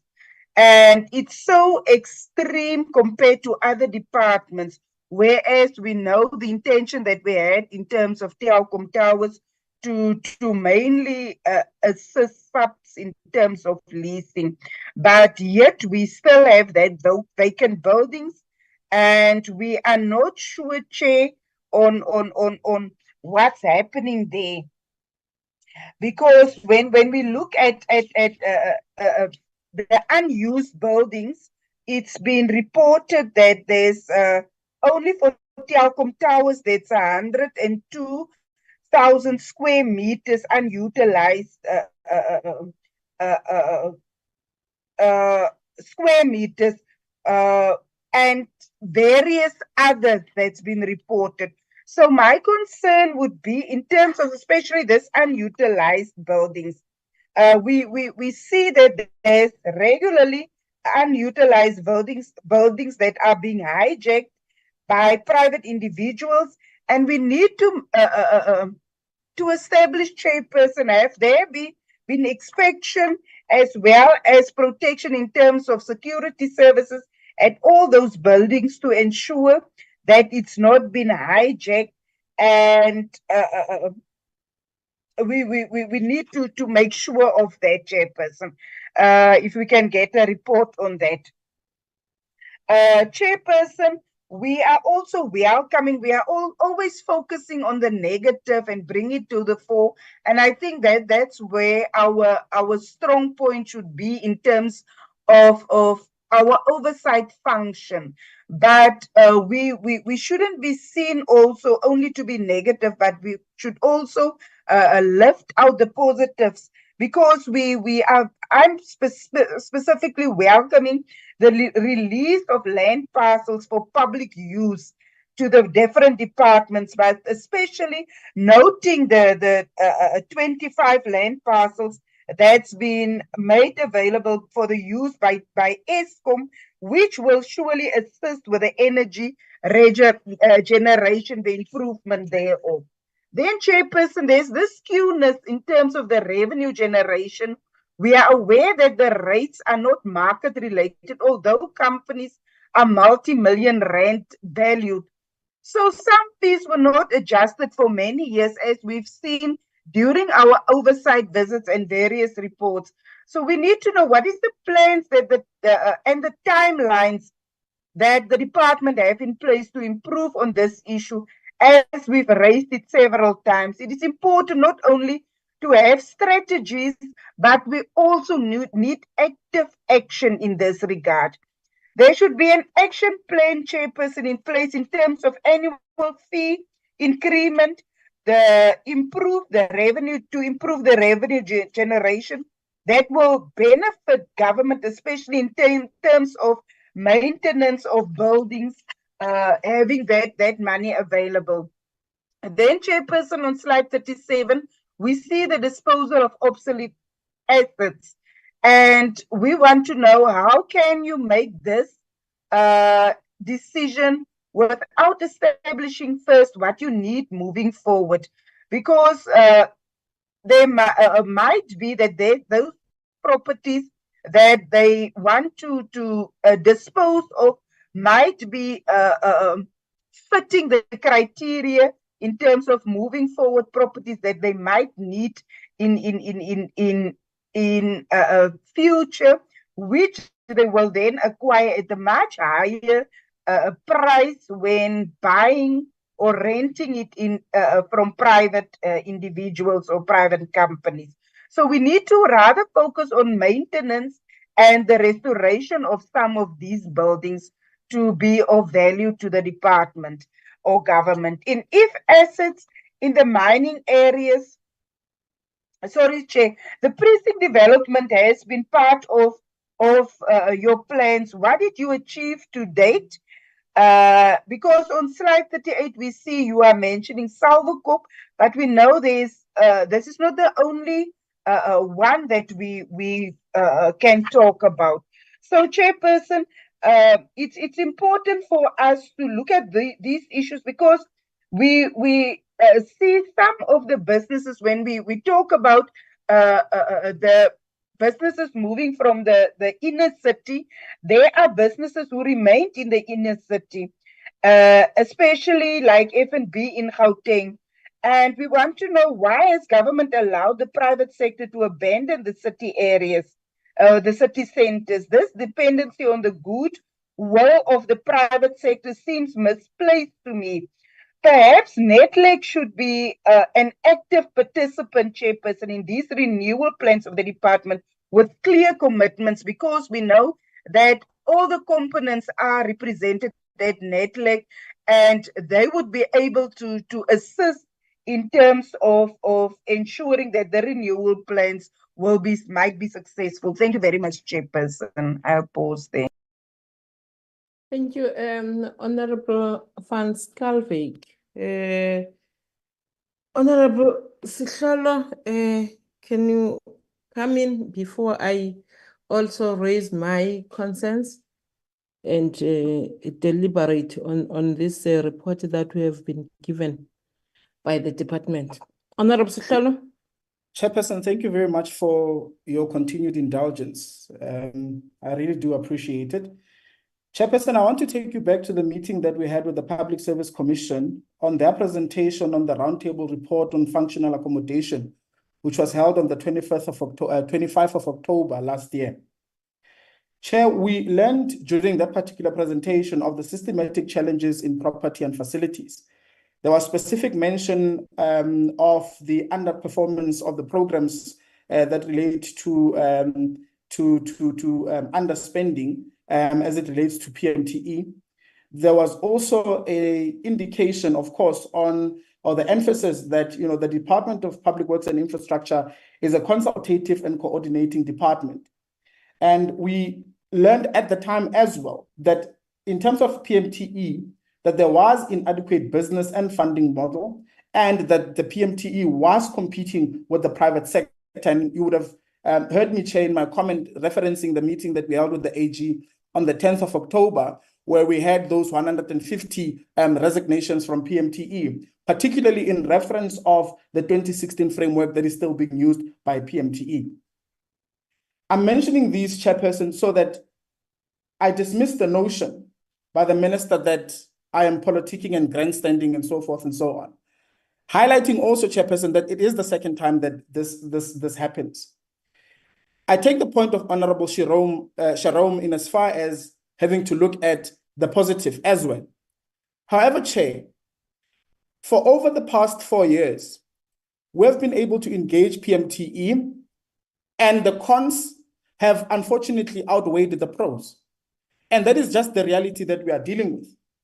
Chairperson, when I highlighted Section 156 of the Constitution, and as far as management powers to national departments and provincial departments that are able to devolve management powers of certain facilities or functions to local municipalities, I did this within the confines of the Constitution, and not because federalism or devolution is a backward idea.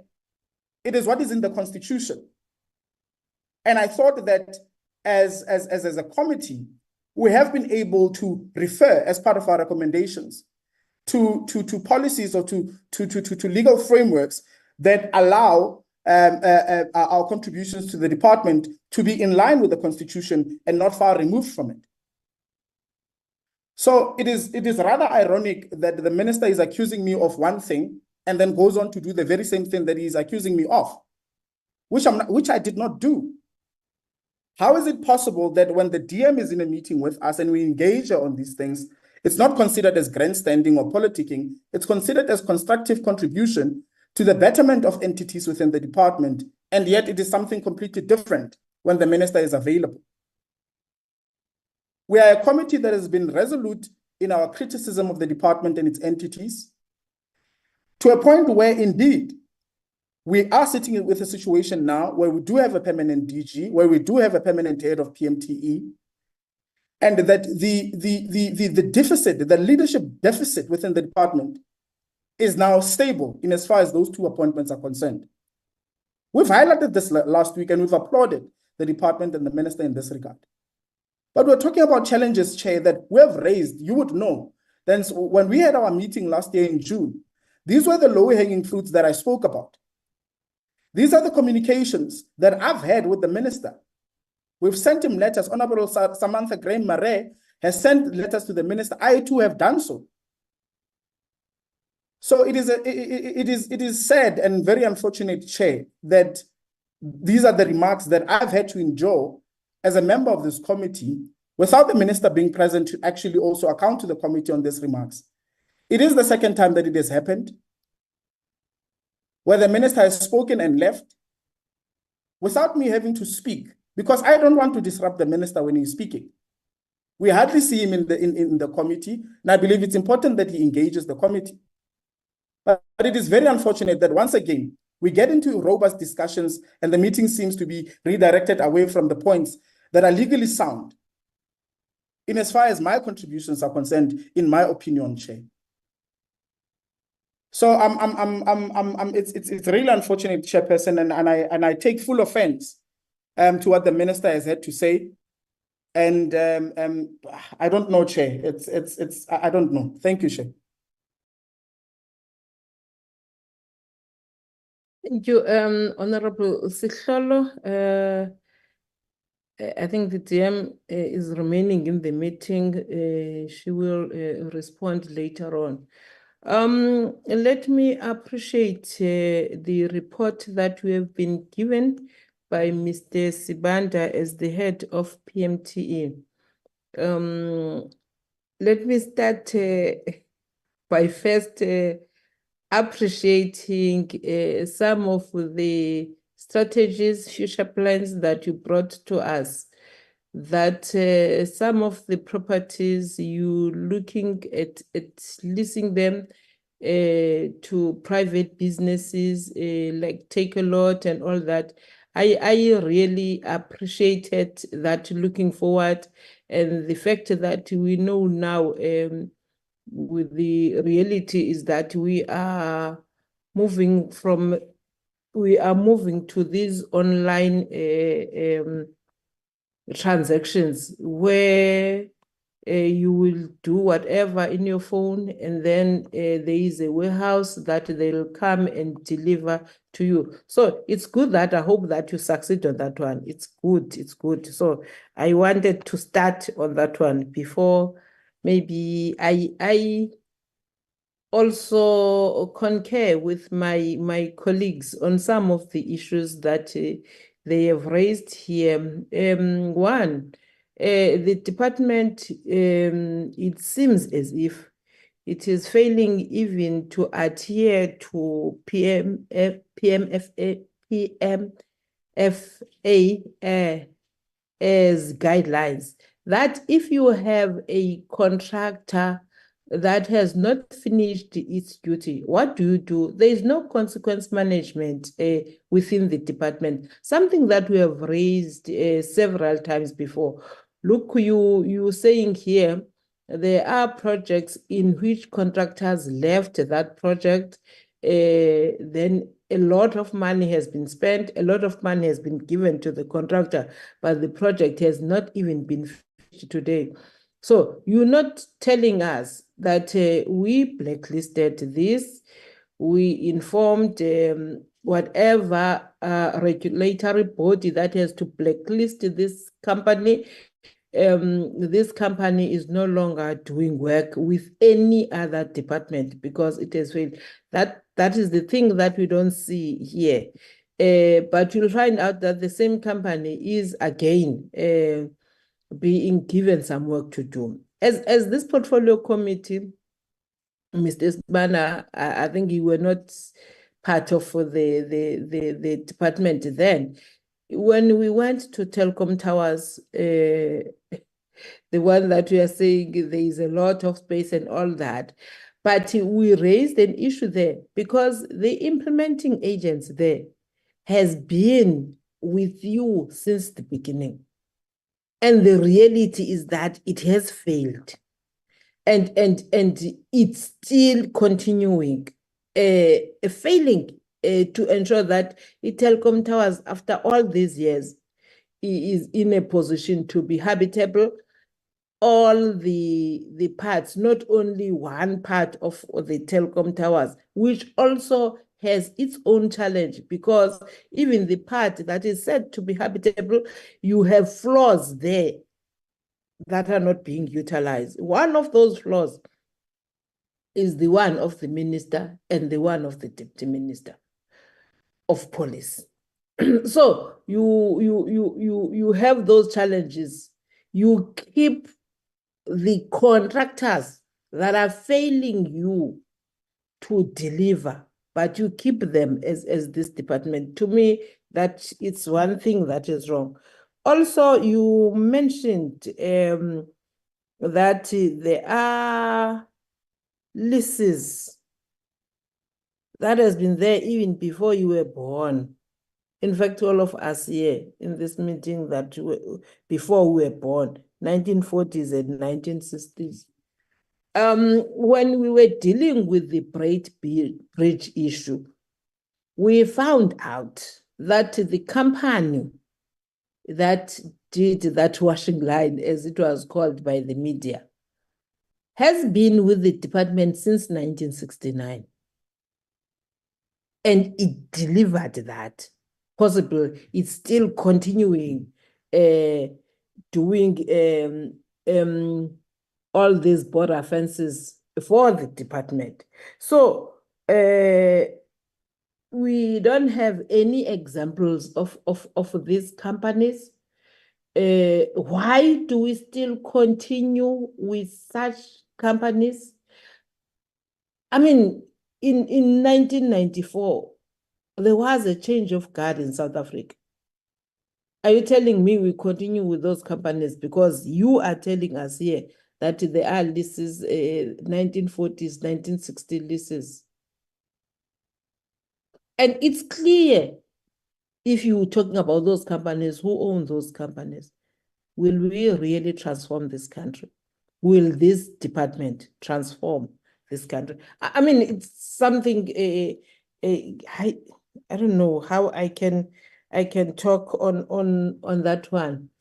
But with all the other issues that some of my colleagues have raised, I concur with them, because we have been, and I'm happy that you were part of the meeting last week when Auditor General was informing us that some of the challenges that they have raised and picked up, and some of those issues that we raised about leases in our committee, they are recurring. Yes, in some you have managed to deal with them, but they are recurring offenses. So those things, they need to be resolved if we really want this department to move forward, if we really want this department to realize its full potential. We have said this several times that this department has a potential to raise revenue, but it is failing to do so because some of the decisions that are taken, they don't assist this department. I think if you can really do what has been said by Auditor General, look at some of the prices that you're using for those leases, you will not be talking about an entity that is operating on an overdraft. Thank you. Over to you, Mr. Spanda, DG, and DM. Thank you, Chair. Before the DM comes and the DG, I will start because I won't pick up at the DM. Chair, thank you for the comments by the honorable members. We highly note and appreciate their critical feedback on our plans, which we believe these are the plans that will assist us to turn the corner and reposition the entity and the department in the new era where it is self-sustainable and is able to deliver services and is also focused. It's unfortunate, Chair, that we come with different experiences and exposure towards this particular approach. And unfortunate again that there's been a huge deficit in terms of members' confidence towards the entity and us as the champions of the portfolios. But over time, we hope and pray that that perception will change. We trust that what we spoke about today is not only a dogmatic approach or preach, but the practical plan that will assist the government to improve its performance on the delivery front. Chair, we don't want to compete with the private sector. The plan here is to collaborate with the private sector, create conducive environment for the private sector to thrive, whilst at the very same time, we work in partnership with the local municipalities in terms of the IGR, intergovernmental relations. We do that as a sphere of government operating at the national level. We do have our own challenges, which we are looking forward to address very fast. The Deputy Minister is hell-bent that issue should be addressed before any time soon, that we develop a prop tech solution, which is an IT platform that will enhance our asset register, ensure that the asset register is responsive to the needs of our clients, is responsive to the public, is linked to the municipal cadastral, is also linked to the GIS, and is also in real time. That intervention will definitely build a lot of confidence alone. We are also enhancing our asset register as part of our drive in the new year to ensure that it is also interfaced with municipal register in the form of a general valuation rules. And we believe that will add value not only for the department, but for the land that we have across all municipal levels, because we are creating a collaborative initiative, not only giving municipalities an opportunity, but working together with municipalities, because whatever we do, in most cases, will benefit the local municipalities in terms of rates, revenue. They will generate an income. We believe that the chair, with regard to the list of properties and the quantities of properties that have been made available to assist human settlement for human development of property, of houses, of houses. That list will be made available. We can share, as we just last week requested to do the same for cabinet. We can make that list available to determine as to which land was given to who, and how much of that land was given to that particular entity or government or a stakeholder with regard to socio-economic intervention. I think that list is available, Chair. With regard to some of the issues, Chair, some of us, we don't see these issues as complex. Really, I won't lie. These are issues which are doable, and to some extent, with due respect, there was a need of a leadership to coordinate some of these programs. As these programs are not new, they are there, they've been there for some time. We are coming up with energy. The DG is also supporting the initiatives vigorously, and they were building blocks, putting blocks on the ground to ensure that those initiatives, all as they are, 2015, 16, some of them will then translate into practice.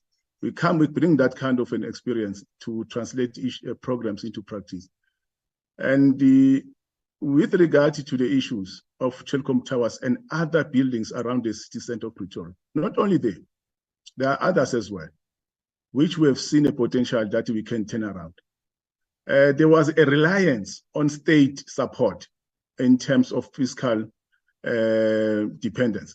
We are saying, let us move away from that.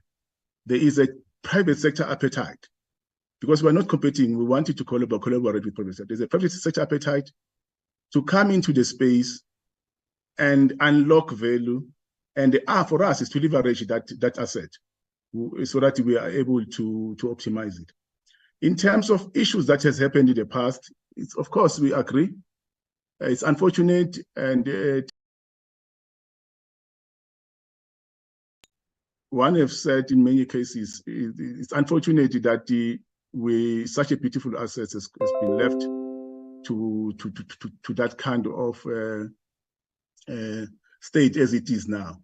We have met even yesterday. We are bringing, we are improving security around those properties, because as we bring in the private sector to optimize them, we believe that we will see a turnaround.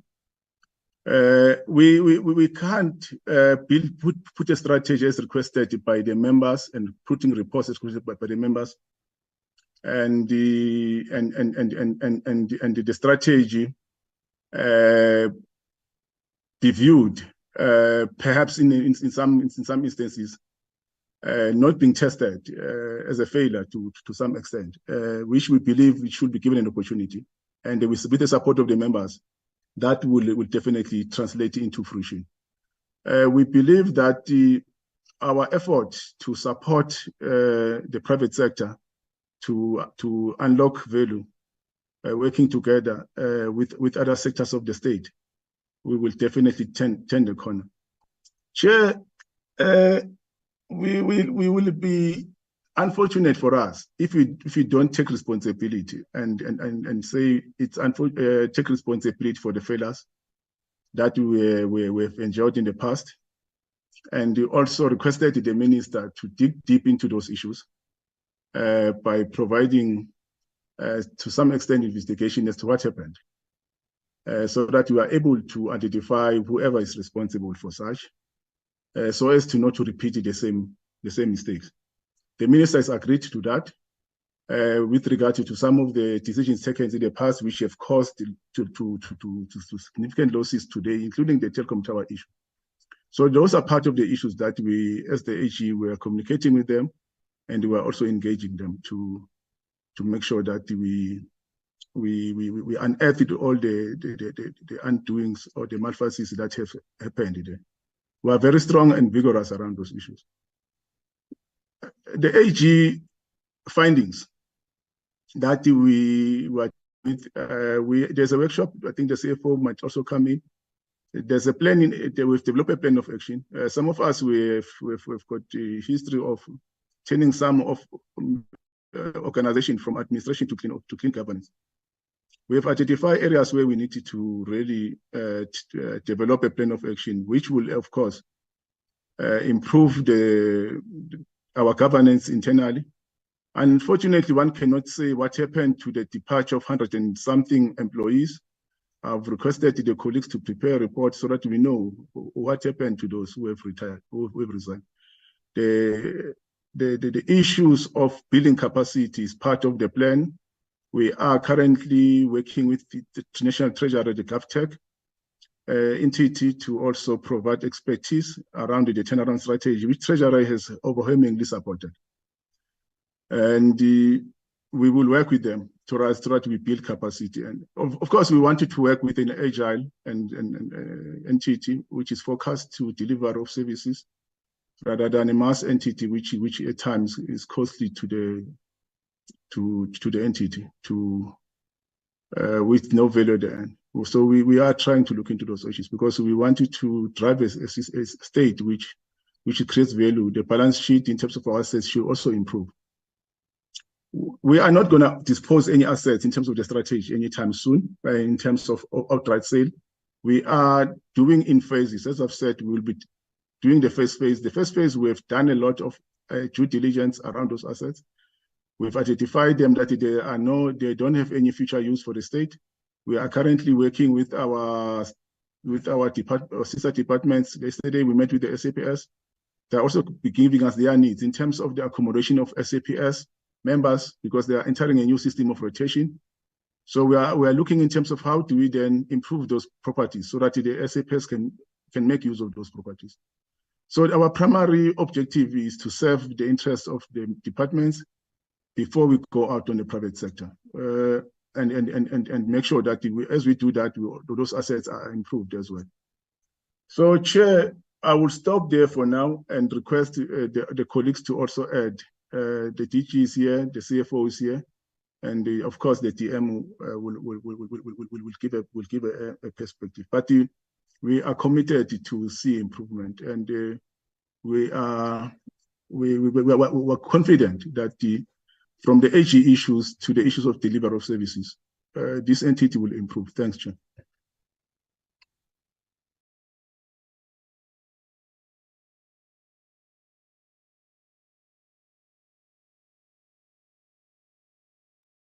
Who is coming after you, Mr. Sibande?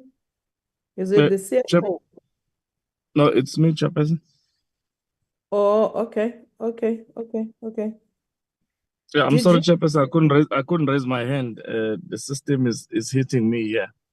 Good morning, Chairperson. Good morning, honorable members.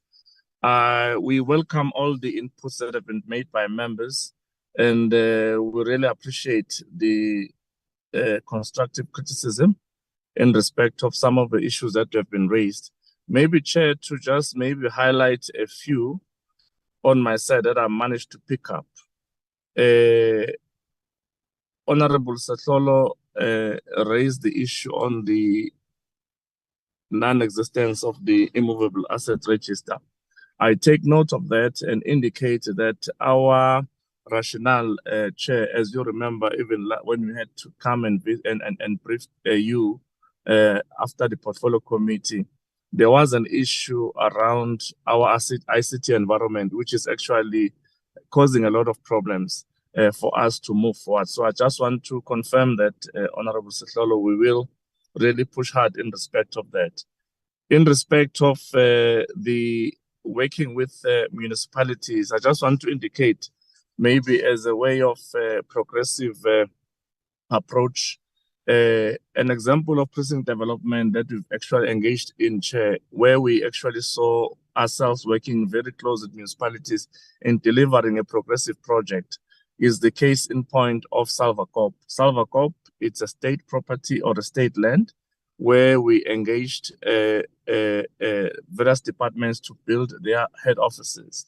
And what was good about that was that we had to work with the city of Tshwane to ensure that all the park services, which included your sewage, your water, and also electricity, is done in a way that is amicable. I think through our engagement with them, the project has managed to move in a way that is positive. So I think we won't stop to do and actually consider the same. I just want to also further indicate to the Chair, as we are going this week, particularly with the Minister, we're going to be in Limpopo, where we will also visit one of the precinct development that we've already planned as a department, where again, the approach is to work with the district municipalities, municipalities, to deal with that particular issue of development. Maybe on the comments by Honorable Van Schalkwyk, I do agree that a lot of MIs were raised in the previous meeting we had, particularly with AG, and I do appreciate that those that are recurring, I think they need more attention so that there is no repeat of such. So we will definitely ensure that we cap this recurring non-compliances. And in respect of the subs leases that Honorable Van Schalkwyk has raised, where they've got almost 138 leases, and whereas we still have a lot of vacant buildings, I think I want to indicate and confirm the intention of government in the time when we bought the telecom tower was indeed based on that rationale, where we are going to collapse about 13 leases in Pretoria for subs so that they can be housed there.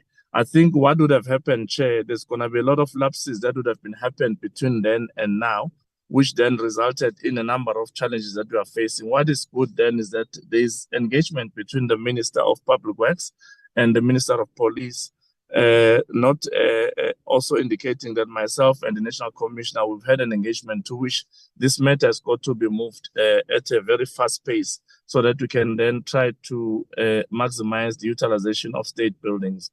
In respect of the hijacked buildings, I think I do appreciate and take that note from Honorable Van Schalkwyk that we have to really safeguard such buildings.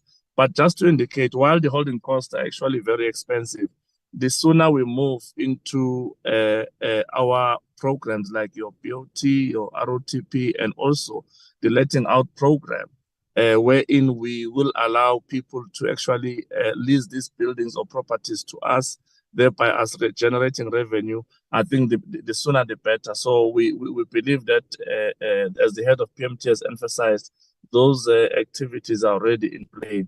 I think it's also well and good, as you said, Honorable Van Schalkwyk, that to have strategies, and you even say action is much more needed. I just want to confirm, especially on the issue of maintenance, one of the biggest things that we are doing, Chairperson, is the issue of pushing the TFM as an approach of trying to maintain and keep the buildings that are already habitable in a shape that is acceptable. So I just want to further indicate that this TFM approach will work very well when we've done condition assessments. Like the head of PMT has indicated, we are busy pushing hard to have the condition assessments across many buildings that we have, so that we can then implement this TFM as far as it is practically possible to do so. And then, Chairperson, the issues that you raised, I think I can't overemphasize.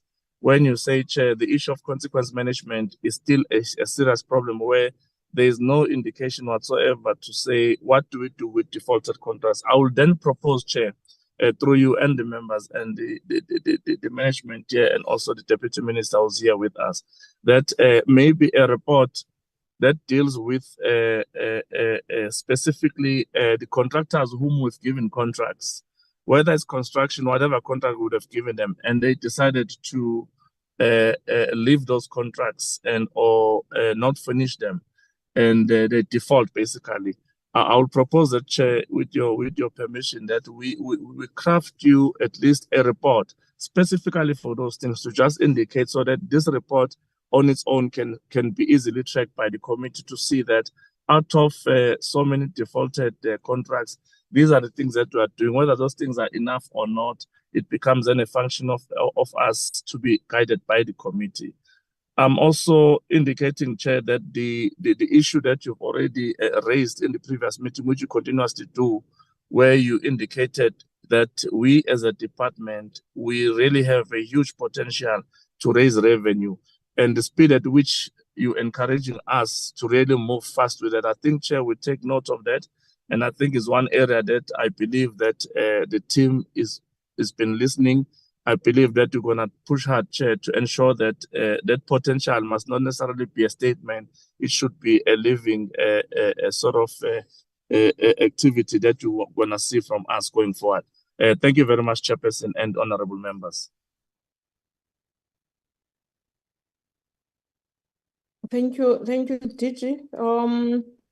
DM, any closing words? Good morning, Honorable Chair and Honorable Members. Thank you very much, Chair. And Chair, we welcome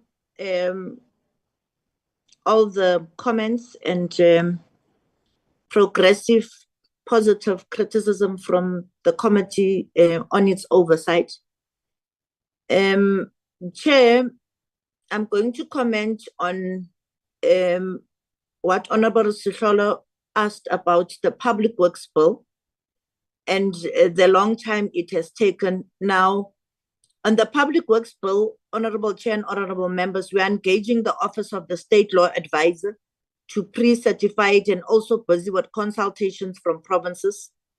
Work streams were established, and we are looking at the implications of the 58 pieces of legislation around public works. Other stakeholders being consulted include CBE, ESCOM, the Presidency, DBSA, Water and Sanitation, and Human Settlements. All these engagements are underway, Honorable Chair and Honorable Members, and the time frame estimated that all this would have been concluded is the end of August 2024. On the question that why do we have over 1,000 leases from SAPS? SAPS has a thing which they call functional accommodation, which includes police stations. It includes facilities for their dogs units. It includes mounted units, which includes their horses and equipment, etc. SAPS has its own properties that they lease for their garages. They also have, which they call SAPS 13, where they store their stolen vehicles. And then it also has provincial headquarters, which they lease on their own, for example, in Mpumalanga. I think that is what shoots up their leases to over 8,000. Now, I think also there, when we talk about subs, we need to consider that and put it into context. So I think that the head of PMTE would, at some stage, together with RAMS, do a report where they actually explain in detail what is it that subs has on their own, having mentioned all this that they have, which includes that. Because I think that also with subs, we must also at some stage talk about what they are trying to do now in terms of police stations, in terms of doing permanent police stations, instead of having what you have mentioned and highlighted.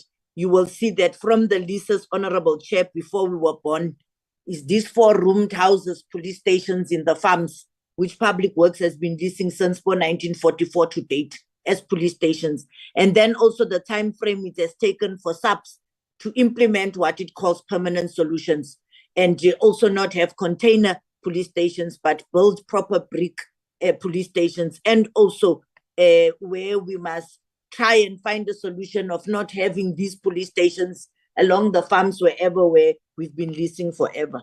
Now, I know, Honorable Chair and Honorable Members, that the head of PMTE has walked into a blazing fire because of the instability that we've had and not having a permanent head of PMTE. We had Dr. Moremi acting, we had Ms. Makubela, but now we have a permanent DG, Mr. Mtagane. But what is more critical and important is that we now have a head of PMTE. Now, I also want to comment on the asset register. Now, if we don't have a property leasing system, we are definitely, Chair, without any fail, always going to be in trouble with the Auditor General because of having 88,000 buildings. Now, the turnaround strategy is what the head of PMTE has mentioned, which I've been hammering on, that you do need a property technology solution. The PropTech solution is what is going to assist us.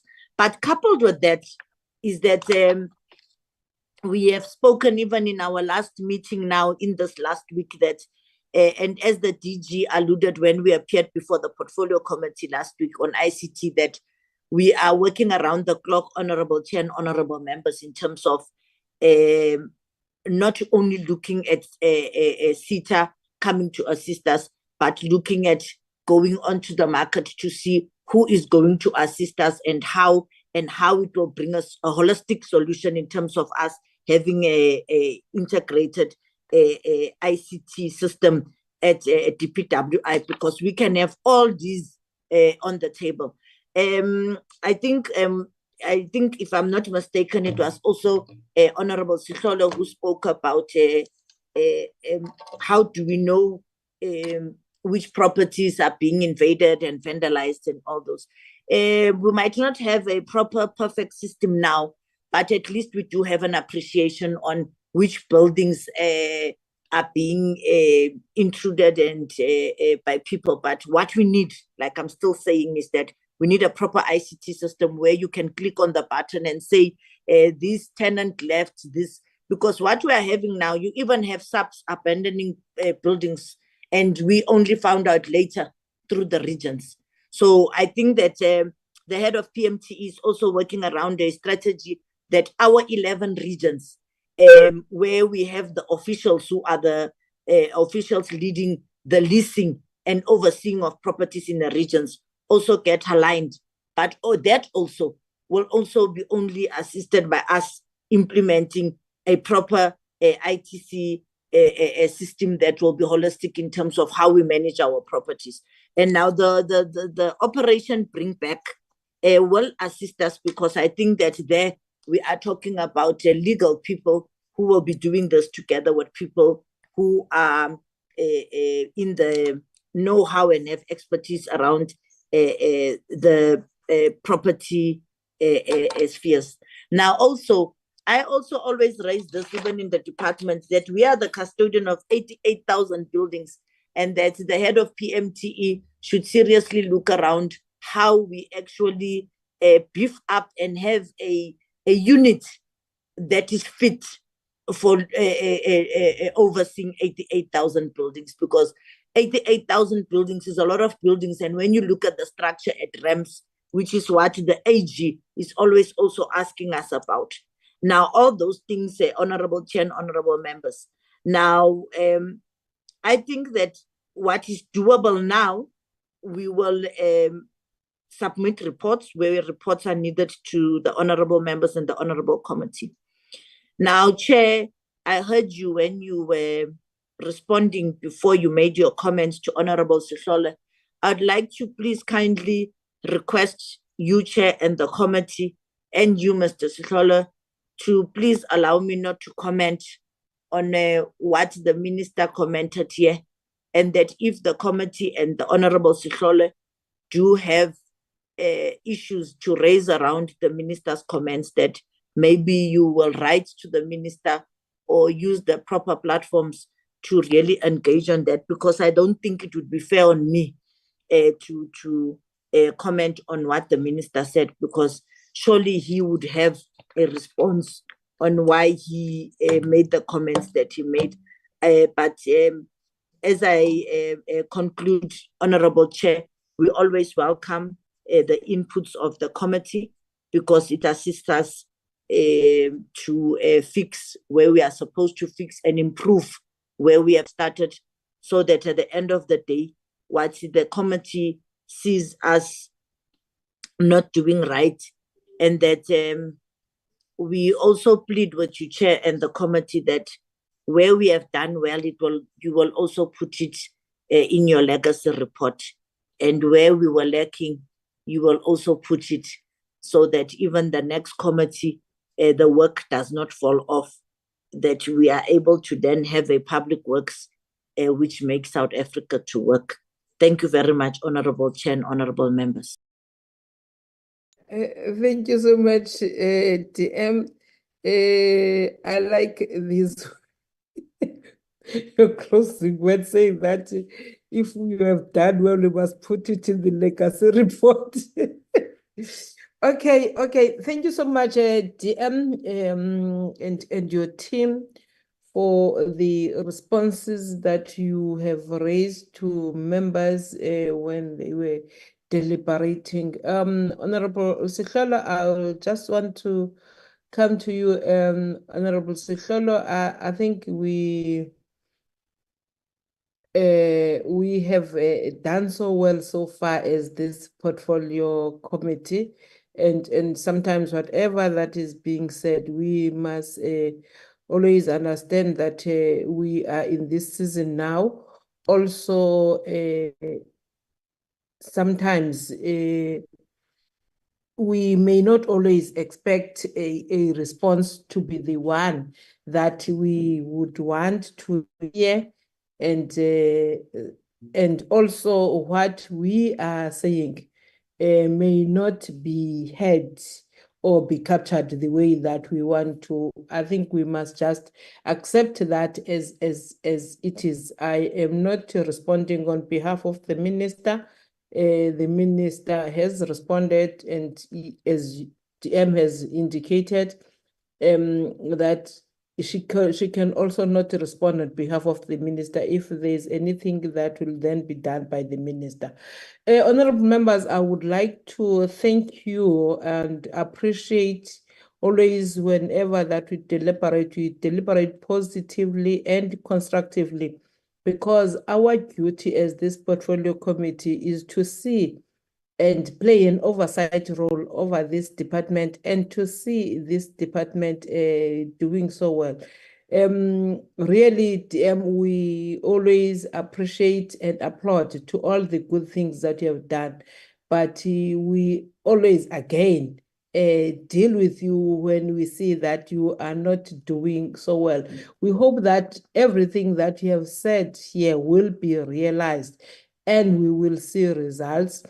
The results we will see, we may not see them in this term, we will see them even in the in the seventh administration, because as much as maybe we won't be part of this portfolio committee, we will follow up on everything that is being done, because we know that we were once part of this portfolio committee. We once raised some of the issues. So whenever there's something that is being done, we always are proud of whatever that you deliver as this portfolio committee, having raised some of the issues. So thank you to you and your team, and to the minister for responding, bringing this report to us, and responding to the questions that we have asked. We may not partly be fully satisfied with what you have raised, but we know that with time, some of the things will be realized. At least there is a vision that is clear, and we hope that it will be realized. On that note, we may release you the department and go to the second item of our report, which is of our agenda, which is the confirmation of the minutes of the previous meeting. Ms. Martinez? Ms. Martinez was saying that she has a challenge with the, I don't know, with the mic or whatever, but can you just fly to the minutes? Can you hear me now? Yeah, we can hear you now. Can you then fly to the minutes then?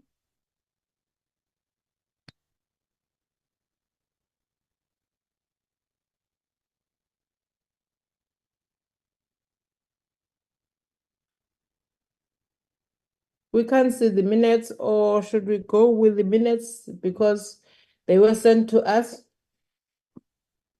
Okay, thank you, thank you, thank you. Honorable members, these are the minutes of the meeting physical.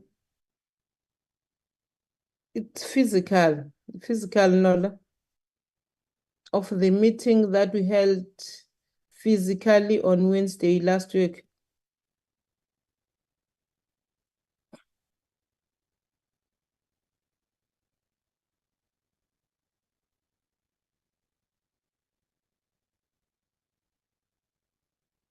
Honorable members,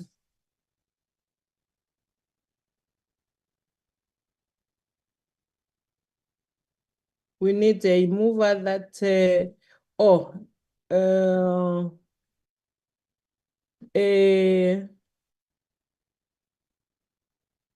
additions or amendments of the minutes. If there is no such, we then need a mover that we adopt these minutes as our true reflection of the meeting that we held last week.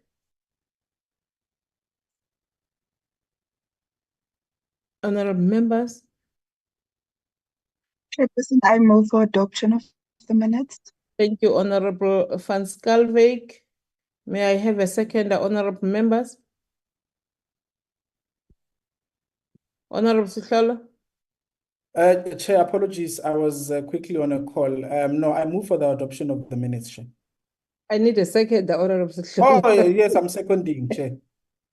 Thank you so much, honorable members. Honorable members, there is I don't know whether Nola, can you explain? There is a student, I don't know whether he's doing PhD or master's at the UKZN, and part of the research is about small harbors, focusing on Reinkonyeni municipality in KZN, and then is requesting to interview members of the portfolio committee.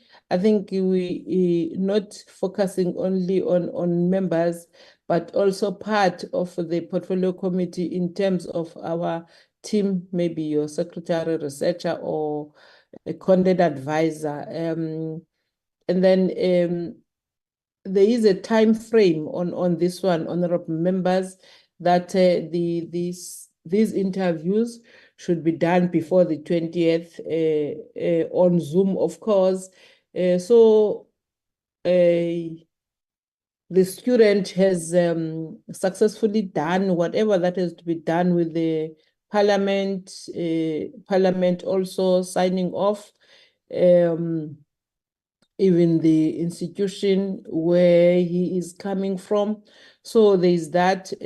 I hope that honorable members will assist where they can.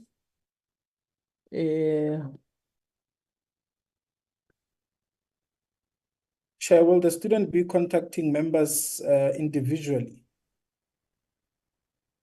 He has indicated that he can do it on a one-on-one basis or as a group. The challenge here, Honorable Sehlolo, it's time. It's timing, because if we say as a group, when can we have that virtual meeting for him to be interviewing all of us at the same time?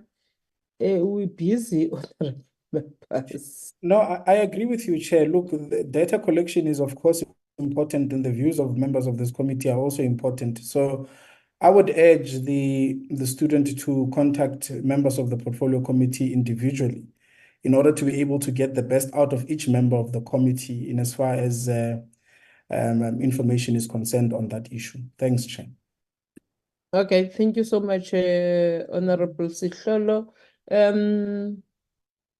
Nola, you can then indicate to Mr. Is it Mapumulo or the student? Indicate to him that honorable members are willing to participate in that research. So he will then hear from that particular member when is the right time to do that. Being a former student who had to do research, it's always good to get people who are willing to assist you, because the research is important when we are studying, honorable members. On that note, honorable members, I would like again to appreciate that whenever we are discussing with the department, we always do so constructively, and in a positive manner. We may not understand each other, but I know that all of the members of this portfolio committee, one thing that they have is to see this department that we are citing as this portfolio committee thriving and realizing its potential. It then depends on how we put those views, but our major is to see that the department is held accountable, but also it must realize its full potential, which right now it is not realizing its full potential. On that note, honorable members, I declare the meeting adjourned. Thank you. See you in the house at 2, whether virtual or physical. Thank you. Thank you, Chair. Thank you, Chair.